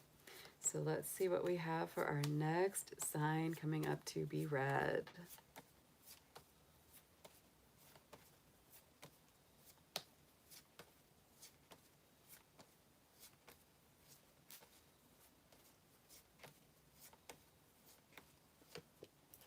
Capricorn. Ooh, Capricorn. Yeah, yeah, yeah. All my goats. All my goats. I don't know if I have some goats in the house right now besides me, but there is that Capricorn goat hoofing it up that mountain. Oh my goodness, my Capricorns. Yes, this has been intense times for all us goats. We got our own little planet party going, Capricorn, don't we? No, Moonchild, you haven't missed Aries yet. Haven't done them yet. So Capricorn, the energy of Libra is definitely an intense one for you. As you can see in our astrology chart here, you know, the sun and moon, there's our new moon in Libra. And look at all the squares that it creates to all the planets that are in your sign of Capricorn right now. So there's a lot of pressure. There's a lot of intensity. You will absolutely be feeling that. But I'll tell you, Capricorn, that the other beautiful thing that squares create, they create challenge, yeah, they create friction, but they also create sparks. They also create that spark of fire and movement and getting things going. And Capricorn, you can use that energy, because look at you hoofing it up that mountain. That little spark, those little pops of fire, just use that as fuel to get further up the mountain, further up. If something's uncomfortable, Capricorn, that just means it's time to move. It's time to keep going. Don't give up. Never give up. Capricorns never give up. I know you don't. I know you won't. Even if you complain about it, even if you feel like you don't want to keep going, you'll keep going. I know you will. So this Mercury retrograde is powerful for you, Capricorn. It is in a good place, being in Scorpio. That is very complementary to your energy. It's going to give you a lot of opportunities to rework, rethink, and restructure things from the inside out. It's going to be very healing for you in a lot of ways. So let's get a keyword of what's coming up for Capricorn through this new moon cycle and our Mercury retrograde starting tonight.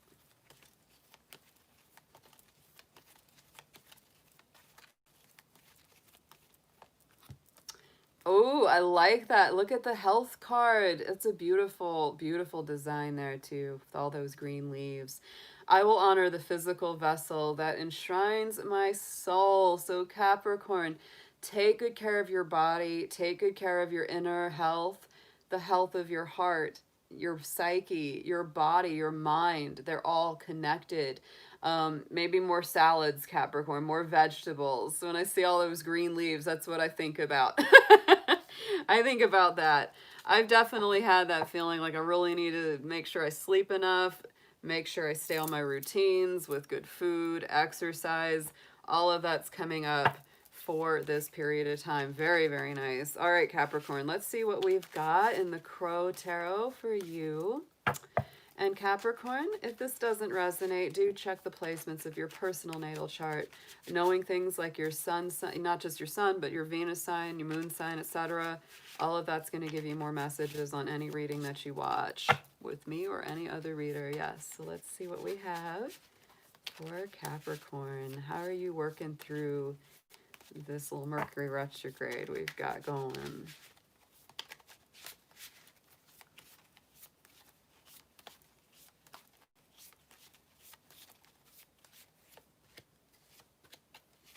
Ooh, I love this. Oh, Capricorn. Judgment card coming up. Here's where you're coming from. I love that they drew the Pluto symbol in the corner of this card because judgment is ruled by Pluto. To me, judgment is the higher vibration of the death card. It's the next step because death is our Scorpio card. Judgment's ruled by Pluto that rules Scorpio. So to me, this is going to the next level. Something coming back to be healed, regenerated, restored to you. Things that you thought were just dead in the water that could never work out, finally do work out. That's where you're coming from, which is a very powerful place. There's a real regeneration, rejuvenation, big revival. Like an old-fashioned revival coming in here for Capricorn. That's what it's like. That's it. You know, you're getting revived.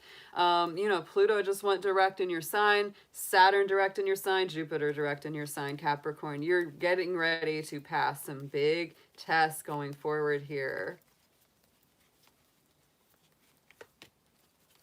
Page of Swords. So, ooh, you know, this to me is all about new communication, new thoughts coming in.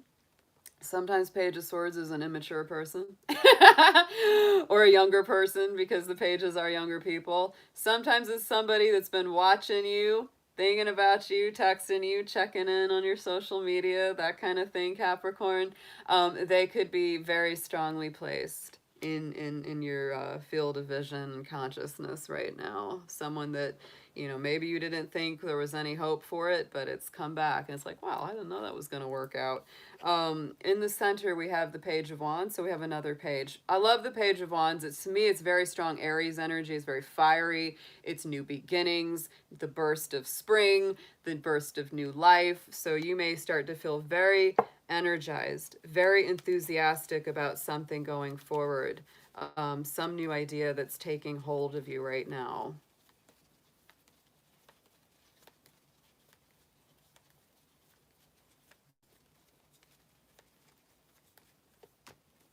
And it's the Magician. So not surprising, Capricorn, something's getting you fired up.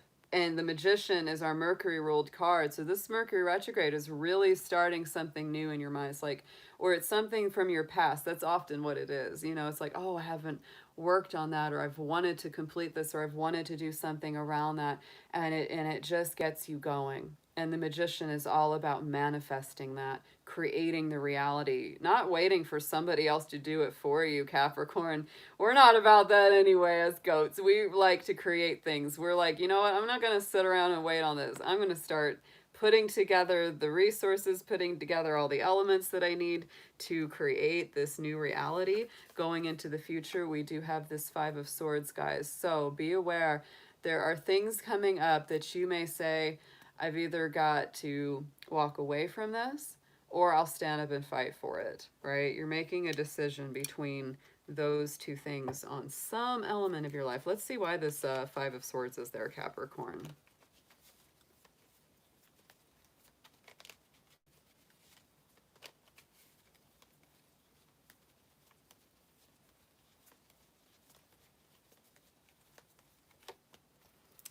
Yeah, this may be something you got to work at a little bit. It's coming in there because Capricorn, I just get the feeling there's things from the past that have needed to be worked on. Some things that have needed to be let go of and really released. Some things that need to be stood up and fought for and really cleared out. Give yourself some patience on this. It's not going to happen just overnight. There's our Seven of Pentacles. So Seven of Pentacles is really about, you know, stability, grounding, patience, working at things one day at a time, cultivating your garden, making sure to plant those good seeds so that, you know, they come back up later. So Capricorn, don't take any shortcuts. That's a big thing with the Five of Swords. You know, sometimes the Five of Swords is also winning at all cost, right? And the victory is kind of very above board. Be truthful, be honest, and be patient with this process. Queen of Cups, Oz on the bottom. So Capricorn, you are working through some old feelings, probably some deep emotions are going on. Very strong Scorpio energy in the Queen of Cups. So, you know, our Mercury retrograde in Scorpio is definitely going to be very strong for you. Very, very much. Eight of Swords, cutting yourself free from old worries, anxieties, things that have held you back in the past. Capricorn, it's time to cut through those limitations. And those are very much of the mind. Those are those mental limitations. For a lot of my Capricorns, this could be really breaking through with, you know, going back to this health card, this could be mental health. Breaking old negative habits of maybe always thinking very pessimistically, which is, I hate to say it, is a very Capricorn thing to do. You know, so it's really about giving yourself a good mental fortification, good mental affirmations. It's very important, Capricorn. Instead of saying, oh, it'll never work out or it's not going to happen, you know, make sure that you're giving yourself good affirmations, positive words of wisdom directed towards yourself, because that will just help so much with you getting where you want to be intellectually and emotionally. Let's see what we've got in our oracle to see a last affirmation for you, Capricorn.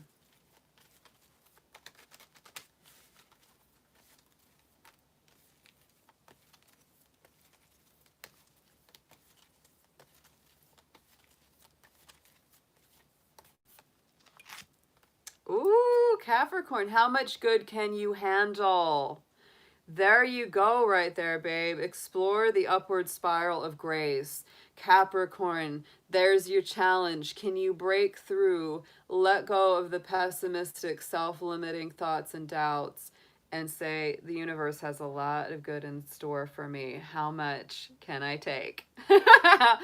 How much can you handle, Capricorn? Because when you open up your arms to receive truly and completely, oh, it's gonna come in. It's gonna come in a big, big way. I like that. Oh yeah. Hey, thanks, Denise. I like it too. Definitely. Being a goat, you know, I take all that I can get. We definitely need to have some kind of dragon family meetup.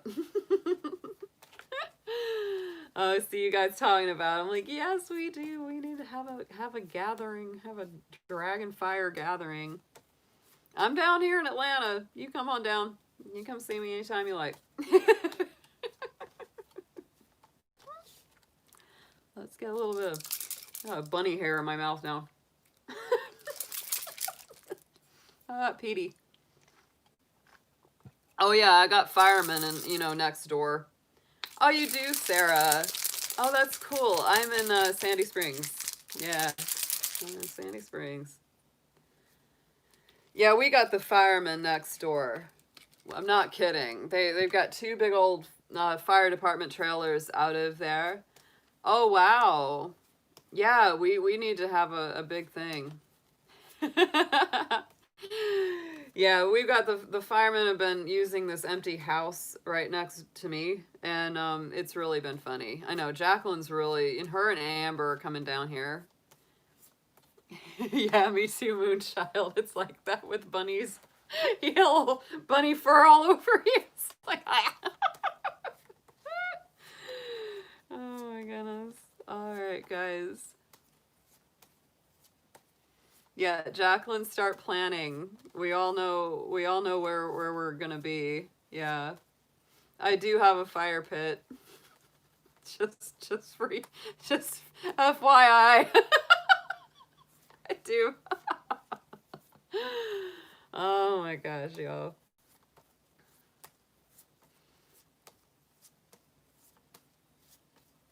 Also, be sure to hit that like button, guys. I don't know, there's 22 in the chat and only 14 likes.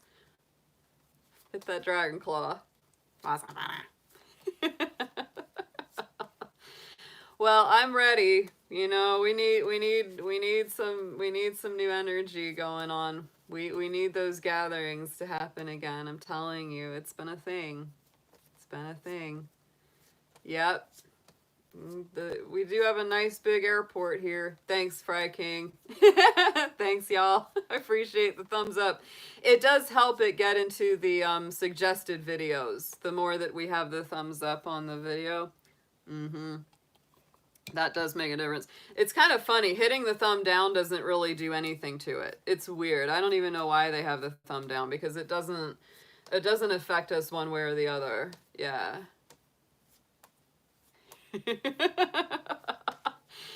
Moonchild, you're gonna come in a bubble like Glinda from The Wizard of Oz. That's right. You should come floating and be like, oh. That's what it'll be. Are you a good witch or a bad witch? Yes. Oh my goodness. That'll be adorable. All right, my darlings. Let's see who we've got on our list next. We've got, we're halfway through. We're at the halfway point. We got 6 down and 6 to go. So let's see who is up next, Spirit. Who are we reading for next for our Mercury Retrograde New Moon Planet Party? Ooh, Scorpio. Hello, Scorpios. I know that you're in the house. Funny enough, Sarah, you know, she just called out Libra, but you know, all Libras will go through a Scorpio solar progression, which lasts a very long time. Yeah, yeah. So that's the funny thing about Libras, is they all have that, they all will go through that Scorpio progression. All of them go through a long transit of that. Some of my best Libra friends, you know, they're all in their Scorpio progressions, which is very interesting. So Scorpio, this is definitely an important retrograde for you. It is going retrograde starting out in your sign. Then it's going to go into Libra on October 29th. It will turn direct on November 2nd and re-enter Scorpio on November 11th. So, you know, the rest of November and early Sag will still have Mercury in Scorpio. So there really is a lot of deep communication, a lot of really going within. There's very much that emphasis when Mercury's in Scorpio. People do tend to get a little more quiet, a little more introverted, because it's that sign of, you know, Scorpio's secrets and mysteries. There's a reason they don't let everything out, right? Because they're doing a lot of heavy inner work. That's so much what Scorpio does.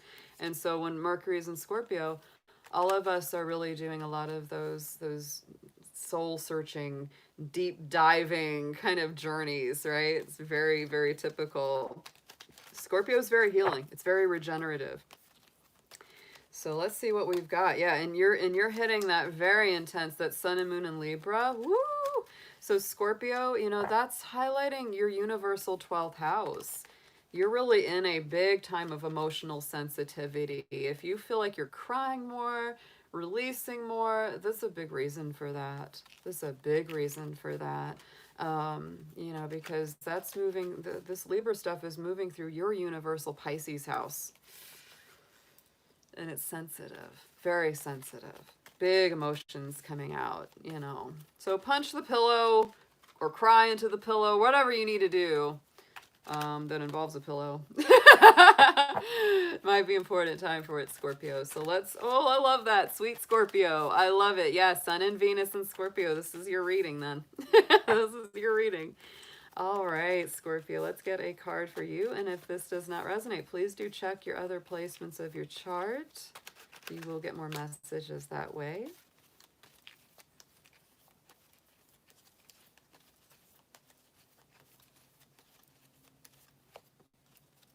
Ooh, look at this. Empathy is the key word coming up.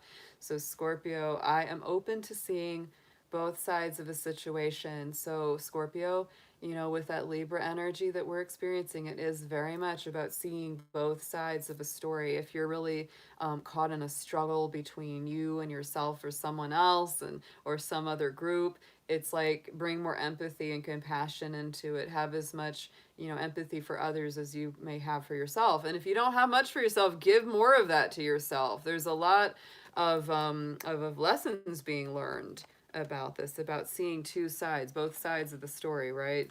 both sides of the issue. So let's get into the Crow Tarot. Let's get some messages here on this for Scorpio.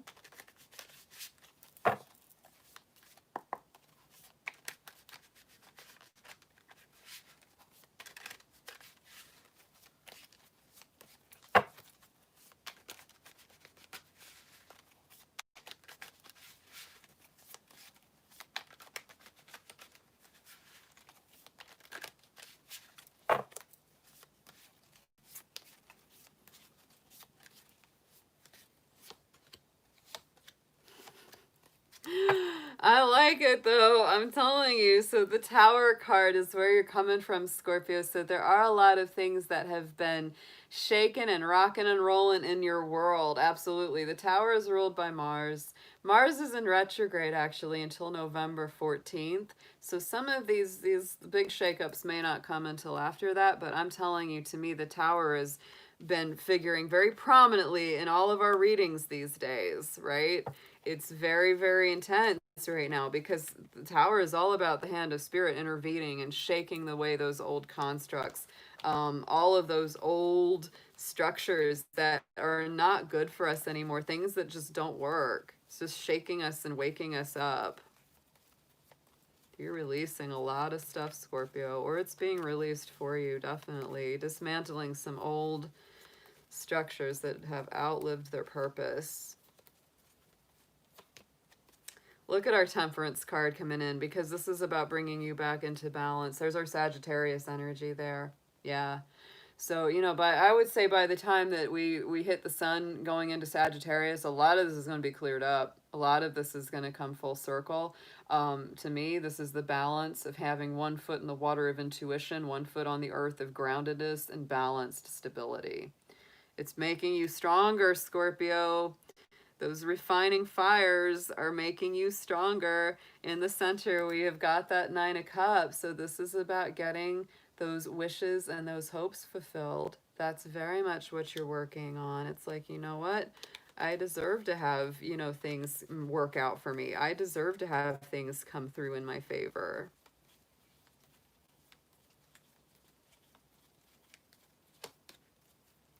And King of Swords. Oh, making some very strong decisions about that. Look at that.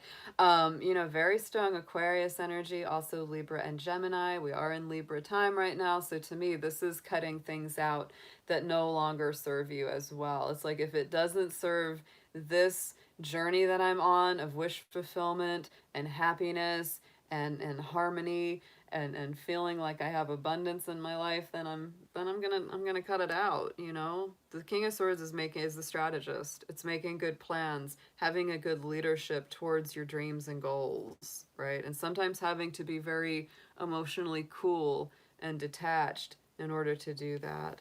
Going into the future for you, Scorpio, we have got the Page of Wands. So to me, just like with Capricorn had this card, it's about, you know, renewed burst of energy, renewed power, strength, feeling like, yeah, something new is revitalizing me. I'm excited again about life. I've got something that's got me really jazzed and fired up, and I'm ready to go after it. It's the burst of new energy there, always with the Page of Wands to me.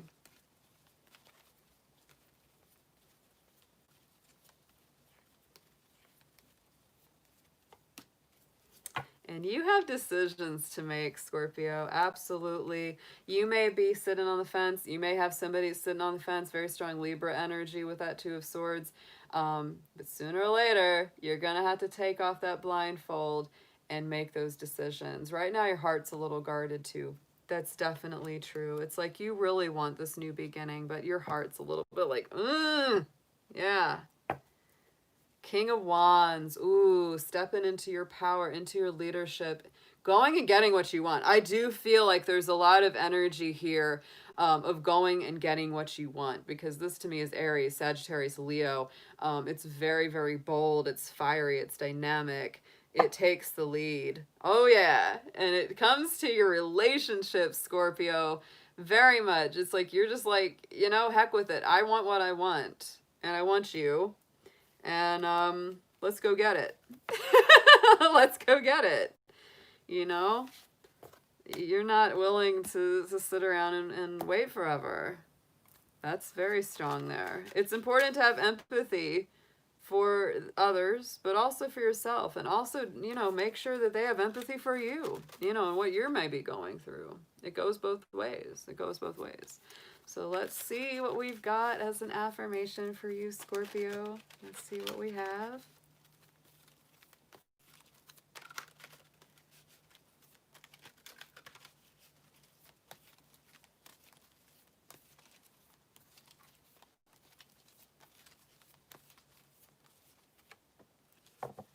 Oh, nice. This is the first card in this deck is the call. Hearing the call of the soul. Honor the whisper of your soul and your spirit, Scorpio. Ooh, do what's right. Listen to your intuition. Listen to your true, deepest desires. Absolutely. Absolutely. That's a beautiful affirmation there. Woo, Scorpio. Always a beautiful, intense reading for you guys. Always is. Always is. Yeah. That's your fire king coming out there, Scorpio. The fire's coming out. All right. Yeah, let's burn a little sweet grass here after that Scorpio reading. We need it. We need it.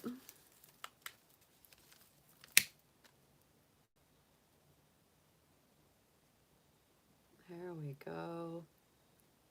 Fire in the house. Here we are. Ooh, that's nice. Yeah, it's glowing. There we go.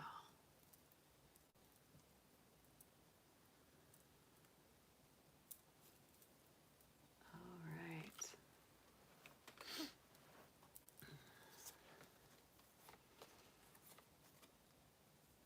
Yep. You gotta burn things after the Scorpio read. All right, guys, who's up next? We got some fire folks that haven't been read yet. For sure. We got Virgo hasn't been read yet. Libra has been holding out on us. So let's see who's coming up. Let's see who's coming up next.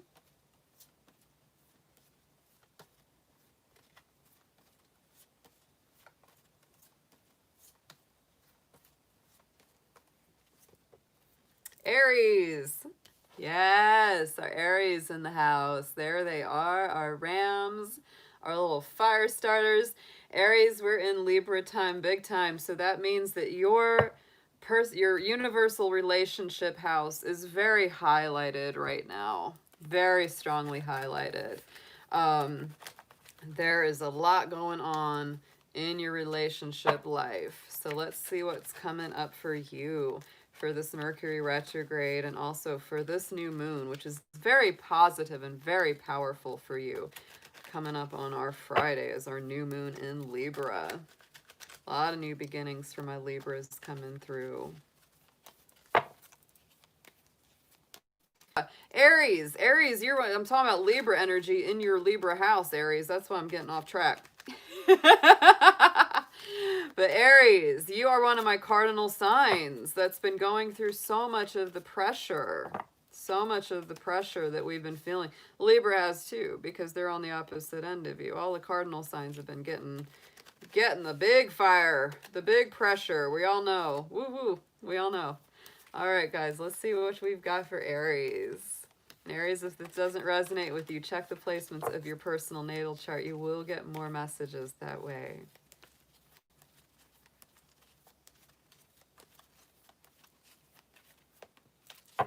Oh, look at that. Humor is coming up for you, Aries. So use your humor. Lighten the spirit, lighten the energy. That's very, very strong. I choose to focus on the lighter side of life. Oh, Aries, humor is so powerful.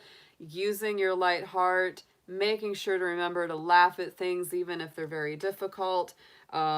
It's funny. I laugh a lot, and I will have people say to me, it's like, why do you laugh so much? And I'm like, you have to. You have to. Life is tough. It's intense. And you've got to find the humor in it. A lot of times, and sometimes in just the pure absurdity of it all, you have to find the humor, because it changes the energy of it. If you can find the humor in something, it loses a lot of its power to be painful or difficult or harsh, right? I've always said that's the best thing to do with someone giving you a hard time, just laugh them off. Of course, that sometimes makes them really angry. It does. It does. All right, Aries, let's see what we've got for you on the Crow Tarot. Let's get some messages for our Aries in the house tonight.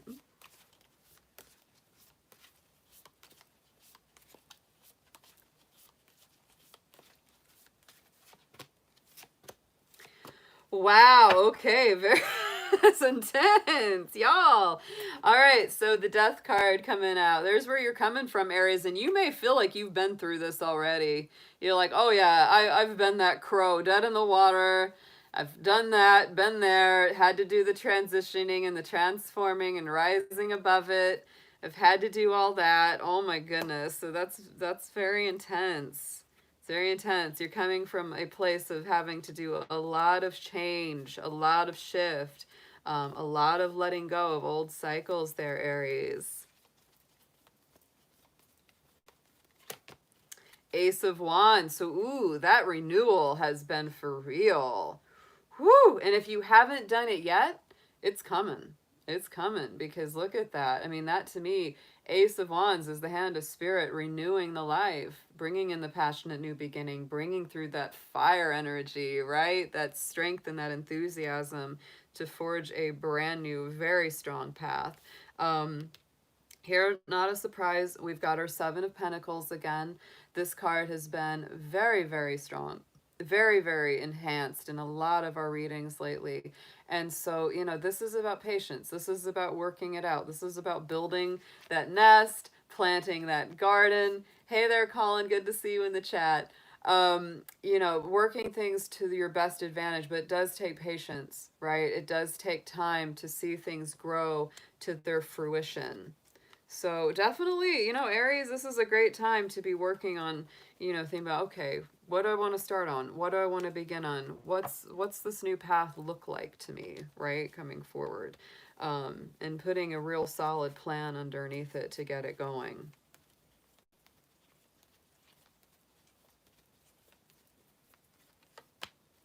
Hi, Priestess. Listen to your intuition here, Aries. Don't ignore it. You know, with that new moon coming up this week, it's a 2-week beginning of a new cycle for you. So listen to the intuition. Listen to those little taps from spirit that say, invest in this, do that, take that leap, make that move right now, make that phone call, send that message, right? Just listen to those inner promptings, sometimes those very subtle inner promptings of the soul. In the outcome, we have got the Knight of Cups, so there's an emotional moving forward. Absolutely. This could be you moving forward, making offers to someone, someone making offers to you. But to me, the Knights are always moving forward. They're always the continuing of a journey or the beginning of a journey. So yeah, it's very strong emotional moving forward for you, Aries.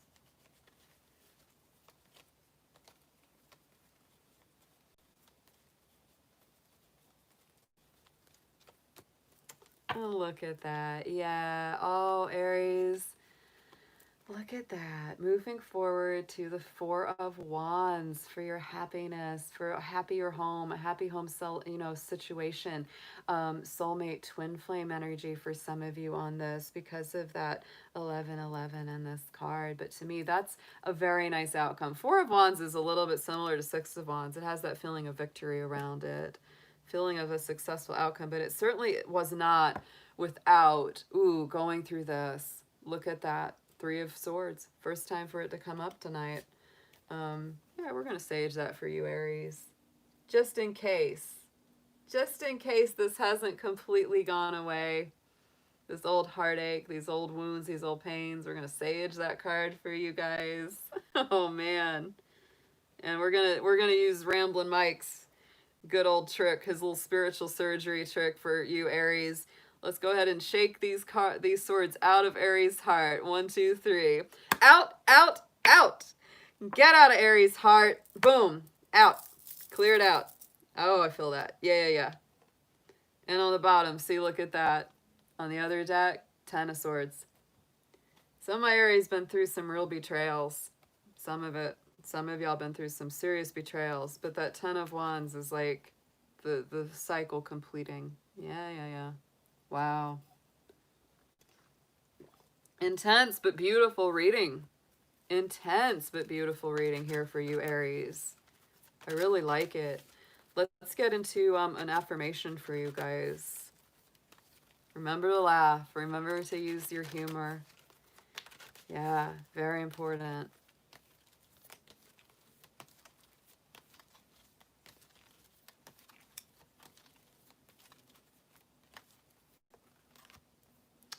I love this card. This is one of my favorites of the deck, the 10,000 Angels card.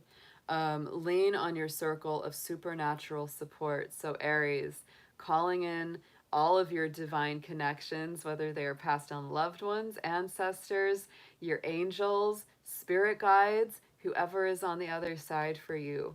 They are around you. They are super, super close. They're giving you a lot of support throughout this big time of transition in your life. Wow. Okay. All right.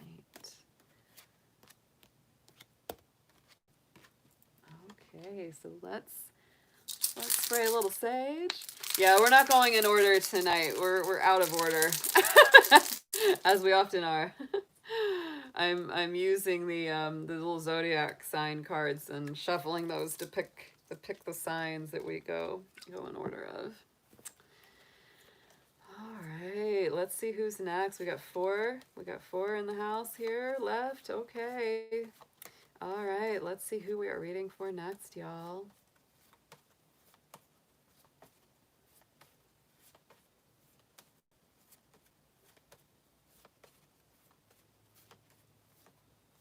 Virgo. Oh, Virgo is in the house. Yay. Oh, Virgo. My dear darling Virgos. Yes. This is actually, coming up into a very strong place of healing for Virgo. It really, really is. Because Scorpio is a very healing sign for Virgo. Venus right now is in the sign of Virgo. It's about halfway. It's at 16 degrees of Virgo right now. So, we'll be feeling that until the 27th. So let's see what we've got for our Virgo folks with this Mercury retrograde and new moon in Libra coming up. And Virgo, if this doesn't resonate, do check the placements of your personal chart. You will get more messages from this or any reading in that way.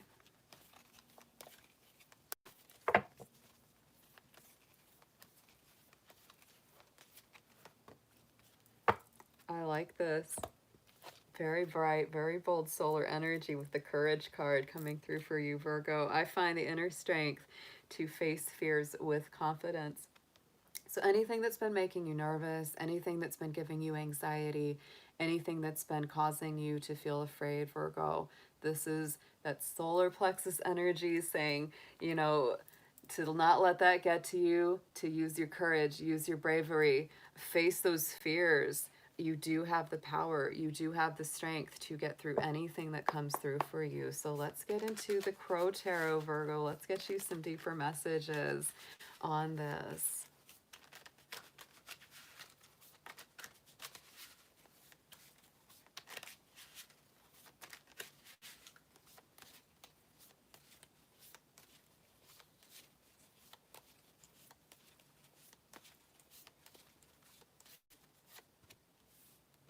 Uh-huh. Oh, very nice, actually. Oh, this is cool. All right, so the Magician comes through. Here's where you're coming from, Virgo, and this is your energy. The Magician is Virgo and Gemini. I will say that this Mercury retrograde is extra important for our Virgos because it is your ruling planet, right? So the movements of Mercury are actually more important for you, and they're more deeply felt. So those movements are definitely highlighted for you. So to me, the Magician is all about putting together a new reality, sometimes out of the ashes, sometimes out of you know, something that fell apart in the past. And it's like, all right, it's time to regroup. It's time to take all of my resources, my passion, my energy, my heart, and we're going to make a new reality here. That's what the Magician's about. It's about that alchemy. And look at that, like I said, out of the ashes, because we've got the Judgment card. This is Pluto energy. And, you know, Pluto just went direct in Capricorn, which is actually very positive for you because Capricorn is a fellow earth sign. So to me, this is like the resurrection, the rebirth, the higher vibration of the death card. So a lot of my Virgos have come through some very intense times indeed. And now, you know, you're regrouping and you're restoring and you're saying, what do I want to do? Where do I want to go next? All right, so right in the center we have our King of Swords. This is about standing strong in your power. Check out the symbol for Saturn sitting right on the top of that throne. I love that because Saturn also went direct. Hey there, Tilly Mae. Good to see you in the chat. Good to see you too, Stephen. Thank you for joining us tonight. This is very strong Aquarian energy, very Libra, Gemini as well. So to me, Virgo, you may be really pulling more into the mental body right now and really working to, you know, make those sharp, strong decisions, to detach a little more emotionally and come from a very strategic place of deeper thoughts. It's very, very nice. I love that King of Swords there on that. So let's get a clarifier for this for you, Virgo.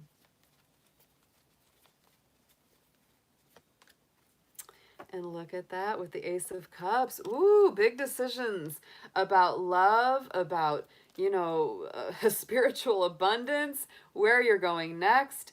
And when you actually keep a cool, level head about making those decisions, it's like that loving abundance comes through so, so strong.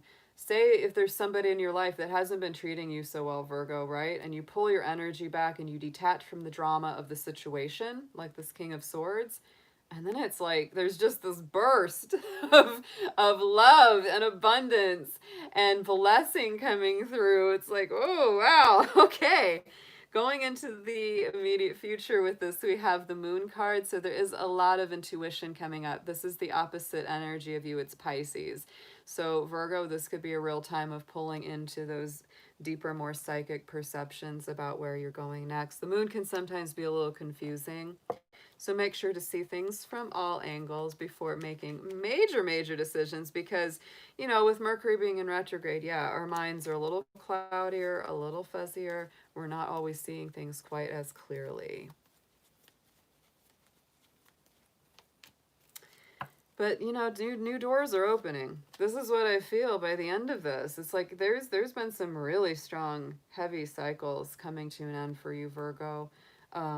Some of this takes a little working, you know, some of this takes a little doing to see the clarity and really get to the heart of the matter. But that Two of Wands is beautiful new doors opening up, which is very, very nice to see.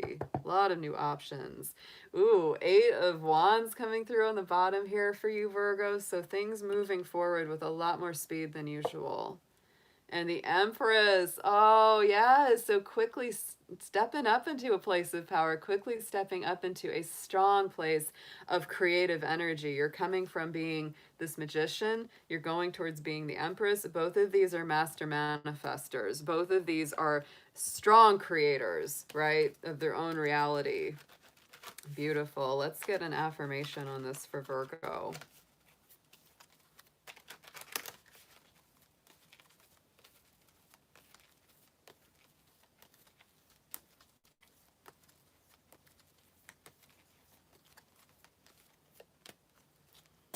Oh, I love that. The unknown is your friend. Oh, look at that, Virgo. Lean into, embrace what's next. So Virgo, I know how it is when you're an earth sign. I'm a Capricorn, I get it. We don't really like the unknown all the time. We don't like surprises. We don't like things that, you know, reach up and shock us. We want things to be very planned out. That's very much the way that we are. And so this is saying, though, embrace the unknown. The unknown is your friend. The new changes, the new, you know, surprises around the corner can actually be very positive and very beneficial for you when you open your mind up to them. So just I'm not saying you got to change everything, Virgo. I'm not saying that, but just be a little more open, a little more flexible to the things that come in, to the things that change, right? Yeah. All right, guys. Let me go ahead and clear this out for us so we can bring in our next sign.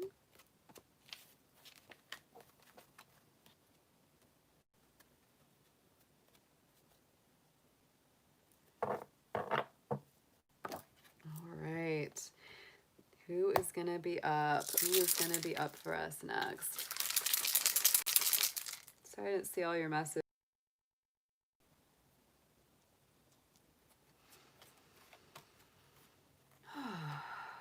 All right, we got 3 left, guys. Can you believe it? We're getting closer to the end here. All right, so let's see what we've got coming up. Who are we reading for next?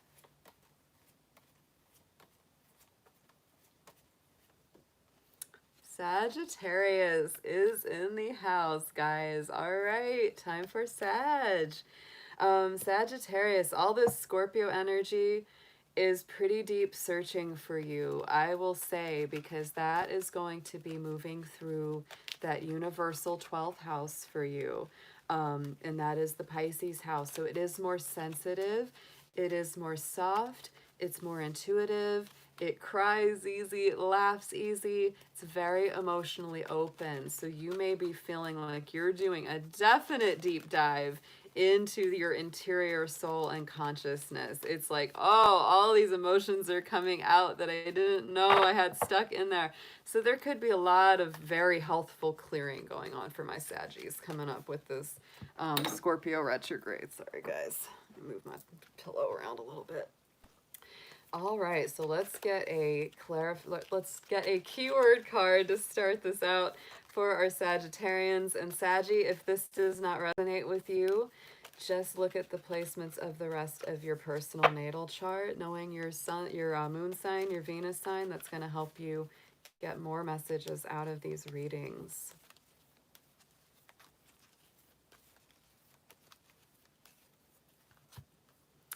Empathy is coming up here. You know, Scorpio had this card as well, and I always say there's a lot of similarities between Scorpio and Sagittarius. So wow, empathy is huge. I am open to seeing both sides of the situation, having more empathy for the person or people you're dealing with, and definitely, you know, stating that you need empathy too, right? You know, if you're dealing with people that are not empathetic or are not willing to see your side of things, pull your energy back, Saggy. You don't deserve that. So let's get into your Crow Tarot. Let's see what's coming up as some messages for you around this Mercury retrograde and new moon in Libra.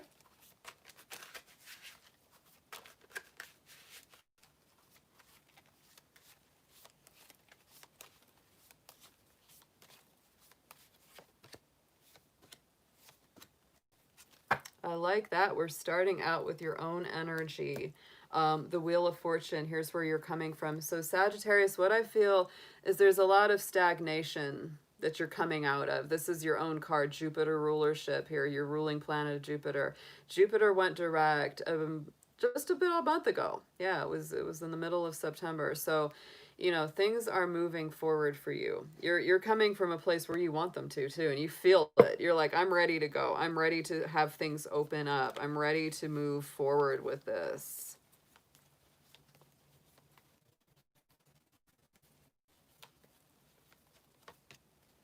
Ten of Cups. So, oh, Sagittarius. I mean, this is beautiful. Like you're coming from a place of really wanting to move towards those ultimate goals. It's like, I want the bliss. I want the family. I want the emotional connections. I want the love. I want the spiritual contentment. I'm really, really angling for that. You're tired of not having it if you don't have it, right? It's like, it's really, you just want to go forward to that. And Sagittarius, you are a sign that doesn't just sit around and wait for it. You go and get it. Absolutely. Right in the center, we have the Queen of Cups. So this is our Scorpio energy. That's where Mercury is going retrograde through. That is what's happening in that universal 12th house of Pisces for you. So this is what's bringing, I said, there's going to be a lot of emotion coming out.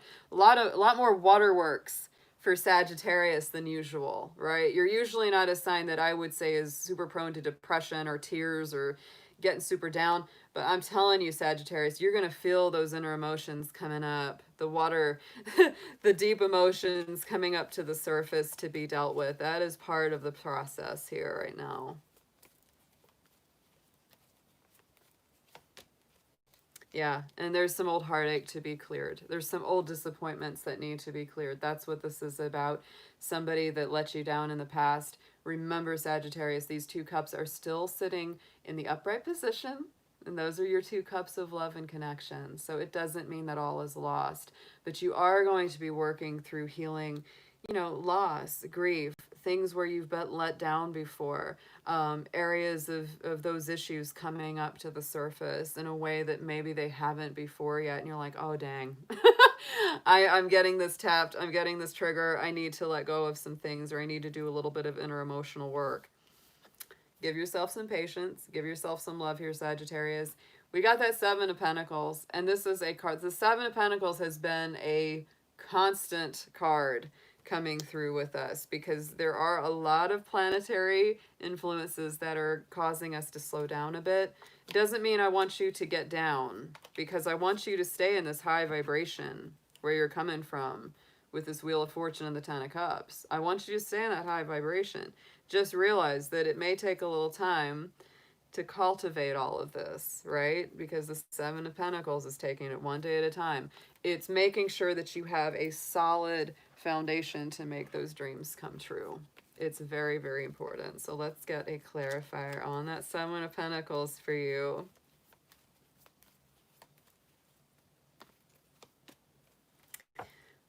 Yeah. Be patient with your own process here, Saggy. The Three of Swords. There it is. There it is. Yeah. I mean, this to me, it's like between the Five of Cups and the Three of Swords. My little Saggies, you've been dealing with a little bit of heartbreak for a season or a space of time. Let's go ahead and we're gonna sage that on out. We're gonna do old Ramblin' Mike's spiritual surgery. If you haven't checked out Ramblin' Mike's tarot, definitely check him out. He's a great friend to the Dragon family here and to my channel. But when that Three of Swords comes up, here's what he does. We're gonna shake these swords right out of the heart, Sagittarius. Out, out, out. Get out of Sagittarius's heart. Boom. And done. Yeah. No more of that for you, because you've been through it already. Look what we got. We got the Empress here. The Empress has been coming up a lot too, because to me, she's like the ultimate earth goddess, you know, the ultimate queen there, about manifesting, sitting in your power, birthing new ideas, new creative projects. Wheel of Fortune again. Oh, Saggy, I love this reading for you, actually. Even though we got Five of Cups and Three of Swords, I see you really working through it. I do. I see you working through it. And the more that you keep that chin up, Sagittarius, the better, right? You know, just because something is difficult right now doesn't mean it's going to stay that way. It's not going to stay that way forever. Let's get a card on this. Let's get an affirmation, please, for Sag. This was a beautiful reading. I really liked it. Really nice. A little bit of a connection here for you and Scorpio. A little bit of connection here. You both had that empathy card coming through. Be kind to yourself. Be kind to your, you know, to others, right? And don't play with people who won't have any empathy for you, even when you're giving it to them. Ooh, okay, that one flew right out. All right. Aw, you're in great company, Sagittarius. Look at that. Pull back to propel forward. Oh, that is. Okay, so that Queen of Cups and that Five of Cups, sometimes you do have to pull back a little bit, right? You know, here's that sorrow, here's that grief, here's that release of all that pain and all of that, you know, difficulty that you've been going through. But you're in great company. You have spiritual support. You have great friends. You have a really good circle of people around you that really do love you. So when you pull back, when you do this Queen of Cups process, you know, and you pull in a little bit and you really listen to your own emotions and your own inner voice, things will propel forward quicker than you think, faster than you think. The Wheel of Fortune came up twice in your read here, Sag. So it's a lot of forward motion. Trust me, even if it takes a little time, even if it's, you know, doesn't seem like it's happening as fast as it should, trust me, it is in the works. Let Spirit take that wheel.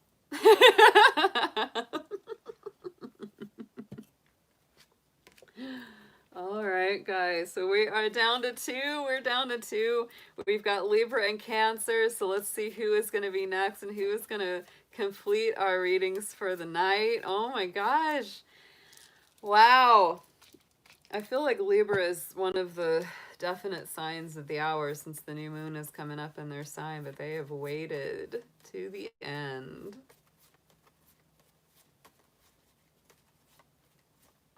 And we have Libra, so Cancer will be our final sign of the evening. So lovely, lovely Libra. Oh, my darling Libra friends. I love you guys. I hope you all are doing really well out there. This is a powerful new cycle for my Libras with the new moon coming up to join the Libra sun this coming Friday. So it is starting a new cycle for all of us, especially in the area of our relationships, our partnerships, our agreements, all of that. And Libra, it's especially powerful for you because all of that's taking place in the universal first house of your chart. So it's very much about you getting your personal balance, your personal harmony back. Let's see what we have for you. And Libra, if this doesn't resonate, just take a peek at your personal natal chart, find out your Venus sign, moon sign, etc. You will get more messages from this or any reading you watch on YouTube. So let's see what your keyword is, what you are going to be working with this Mercury retrograde and this new moon in Libra we've got going on.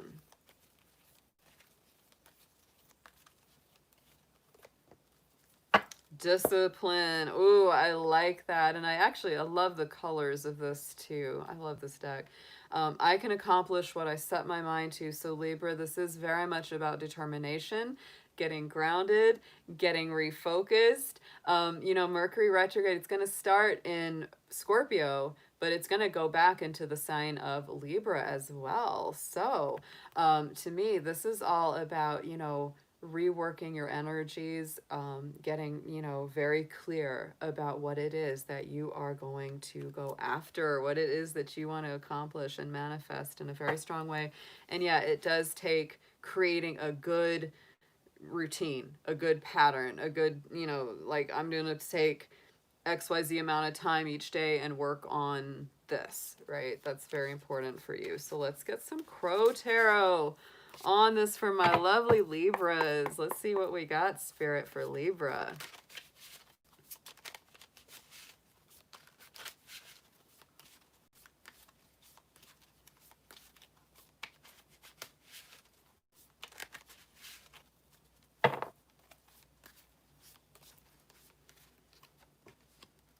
Ooh, okay, that one hasn't come out all night, but we got the Devil coming up. Where you're coming from, Libra, this is Capricorn energy. So to me, you know, there's those two sides of the devil, right? There's two sides of the devil. One side of the devil is that very unhappy side where you feel very stuck, very chained, stuck to a routine or a job or relationship that you don't like, that's very suffocating, or it's not really, you know, fulfilling the needs of your soul. You know, but the positive side of the devil is very hardworking, and yeah, it is disciplined. So it's sort of like there's that energy of taking it up a notch and reaching higher standards and higher levels. You know, if you have had a trouble staying disciplined with something and staying on task with something, you know, like we always say, the devil's in the details, right? So we got to get back on that track so that you are doing something that makes you happy, not something that makes you feel in bondage. King of Swords, yeah, freeing yourself from that bondage. Very strong air energy. It's Aquarius, it's Libra, it's Gemini. It's the master strategist. It's using good leadership, detaching from the drama, detaching from the difficulty, cutting through a lot of old indecisions, Libra. That could be part of what you're going through. Sometimes you have a difficulty just making a choice which way you want to go. So the discipline can sometimes just be determining which path you really want to take and sticking to it.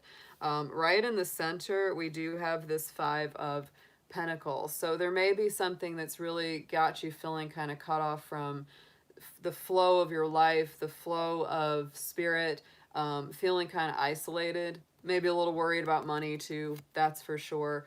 I know that's true for Libra. Libra, just like Gemini, it's like you're a sign that really loves to socialize and be integrated in that social circle. And so, you know, going through periods of isolation, periods of quarantine like we've been going through, it's not the easiest. It's not the easiest for y'all. The Five of Pentacles, though, really encourages us to find other ways to connect. So if you feel like, okay, I can't connect in this way, definitely connect in another. Very important.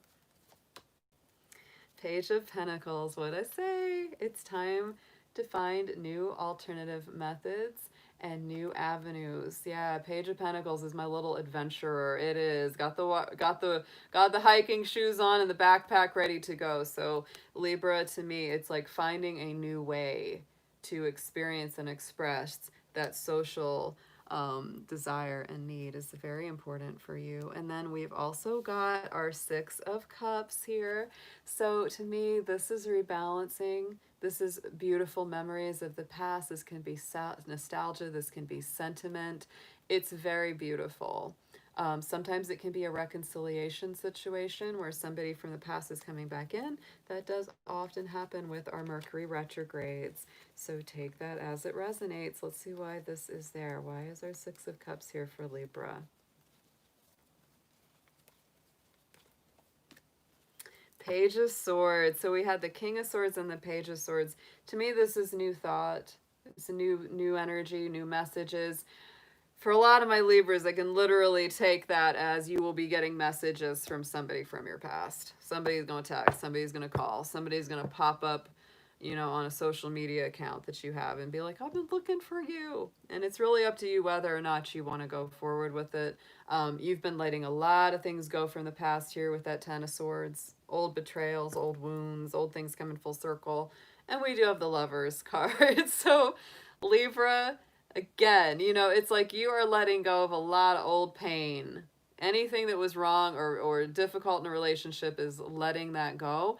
The Lovers card is our Gemini energy, so it's better communication. It's better resolution with the people we need that with. For some of you, because this is general, so for some of you, this is going to be like a real reconciliation where you really clear the air. Sometimes just for closure and just buffered. I don't know if you guys saw it on my end, but it like YouTube hiccuped for a minute. It's reminding us that Mercury is retrograde now, right? All right, Libra, so let's get you an affirmation card on this. Yep. Hey, hair raisin, good to see you. Good to see you in the chat. Oh, yeah, okay, so you saw it too. I did too. It was like the little circle thing and it went gray for a minute. I was like, oh, come on, YouTube. Don't do this to me right now.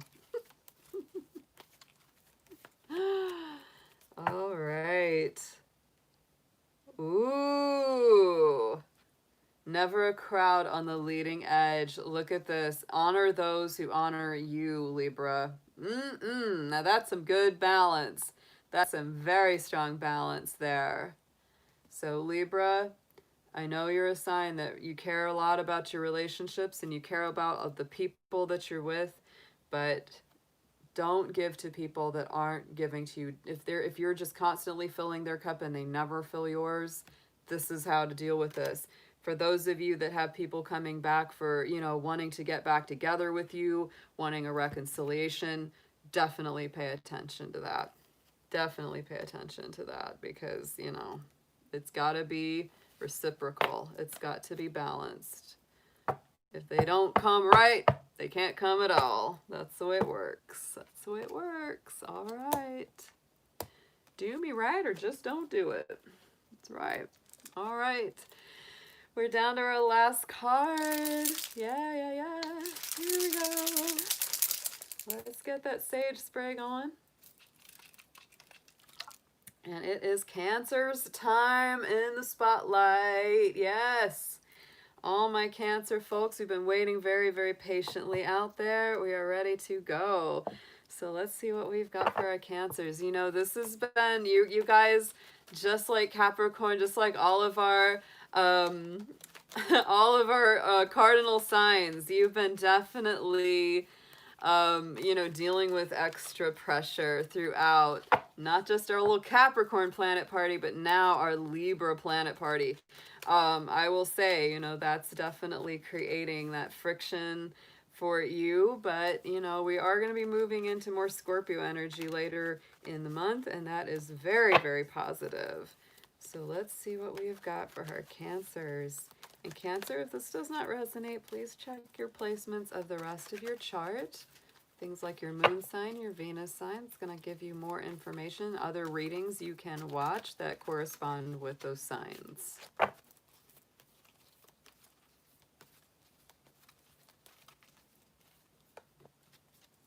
And look at that. I shuffled these up good, Cancer, and you got discipline as well, just like Libra did.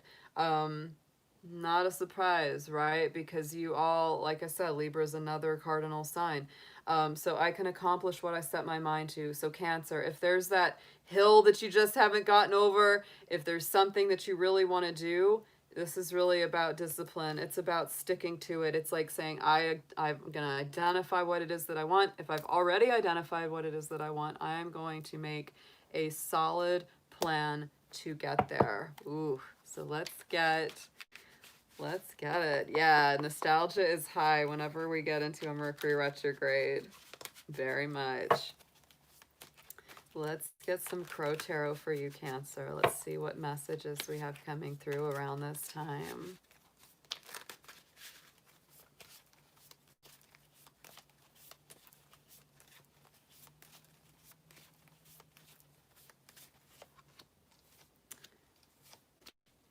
Okay, so Cancer, there is that Three of Wands. This is where you're coming from.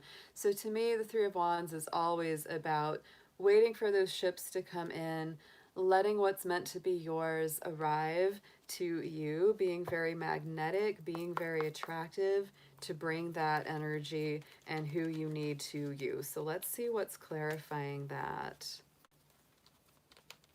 It's really also a patient energy, right? Because a lot of the times we can get impatient waiting for something to come to us, right? So it's just saying, you know, be in that place. Be in that receptive mode. Justice coming in. Oh yeah, because that new moon and those moon cycles are important for you, Cancer. Is in Libra, and Justice is our Libra card. So it's like if something's been out of balance, it's time to balance it. If you've been waiting and being too passive about something, it's time to be more active. If you've been too active and too much chasing something down, it's time to relax a little bit more. But to me, this is all about balance. It's all about bringing things back into harmony. Whatever has been out of balance is restored to balance. So Knight of Cups, right at the center. This is an emotional moving forward, somebody making an emotional offer to you, you making an emotional offer to them. But to me, the Knight of Cups is definitely always that moving forward of the soul, of the heart. It is your own energy too, Cancer, Pisces, Cancer, Scorpio on that Knight of Cups. Ooh, towards the devil? You gonna move towards the devil? You know, if you've been holding back, stuck, or feeling like, oh, I can't go talk to someone, or they can't come talk to me, it's time to move out of that. It's time to move out of that bondage. Definitely time to work on that, being more emotionally open and available.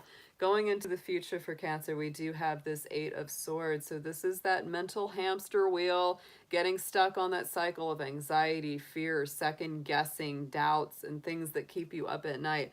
So Mr. Crow, it is time to cut through those ties. It's time to fly up on out of that, get to that high vibration nest where you need to be. because that card is all, it's not about other people putting us in that place. It's about us putting us in that place, right? It's about ourselves trapping us in our own minds. So that's what I feel with that devil. Yeah, it's getting trapped up in that own mind. Take care, Yu. Have a good night. Yeah.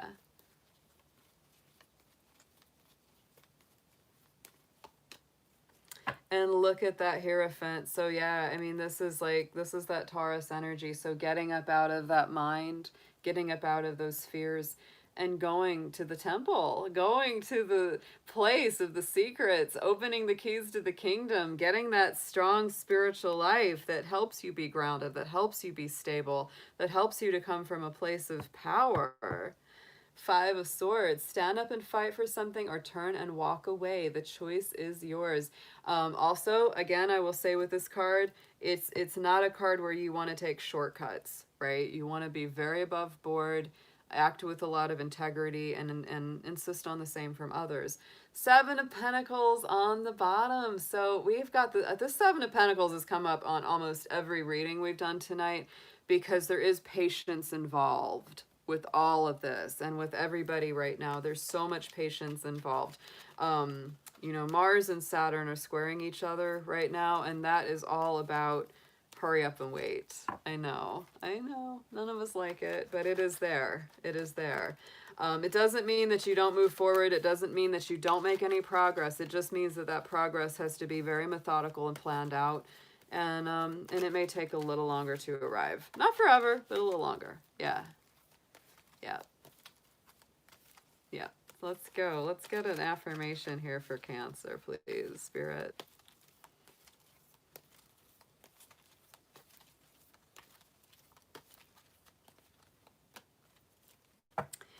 Ooh, I love this card. It's stuck. Oh, we got two. These two like got stuck together. So first one that came out, Cancer, is the call. So honor the whisper of your soul and your spirit. Listen deep within. And then the next one is be the bridge. Ooh, be the bridge. Expand your consciousness to behold both worlds. Be the bridge between the intuitive and the intellectual and logical. To me, that's the Hierophant, is the bridge between the worlds, right? The Hierophant is the high priest or priestess that helps interpret the spiritual mysteries and the, you know, brings that divine wisdom into something real and tangible that we can use to make every day better. Very nice. It's a very, very nice spread for Cancer. All right, guys, we are done. Look at that. We got it all finished out. Everybody finished. Yes, yes. Oh, yeah. Jacqueline. Yeah, we have some movie ideas.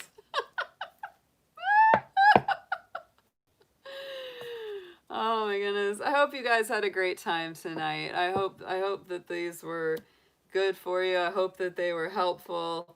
Hope that they gave you some encouragement and some good advice as we go through with our Mercury retrograde that we're starting tonight.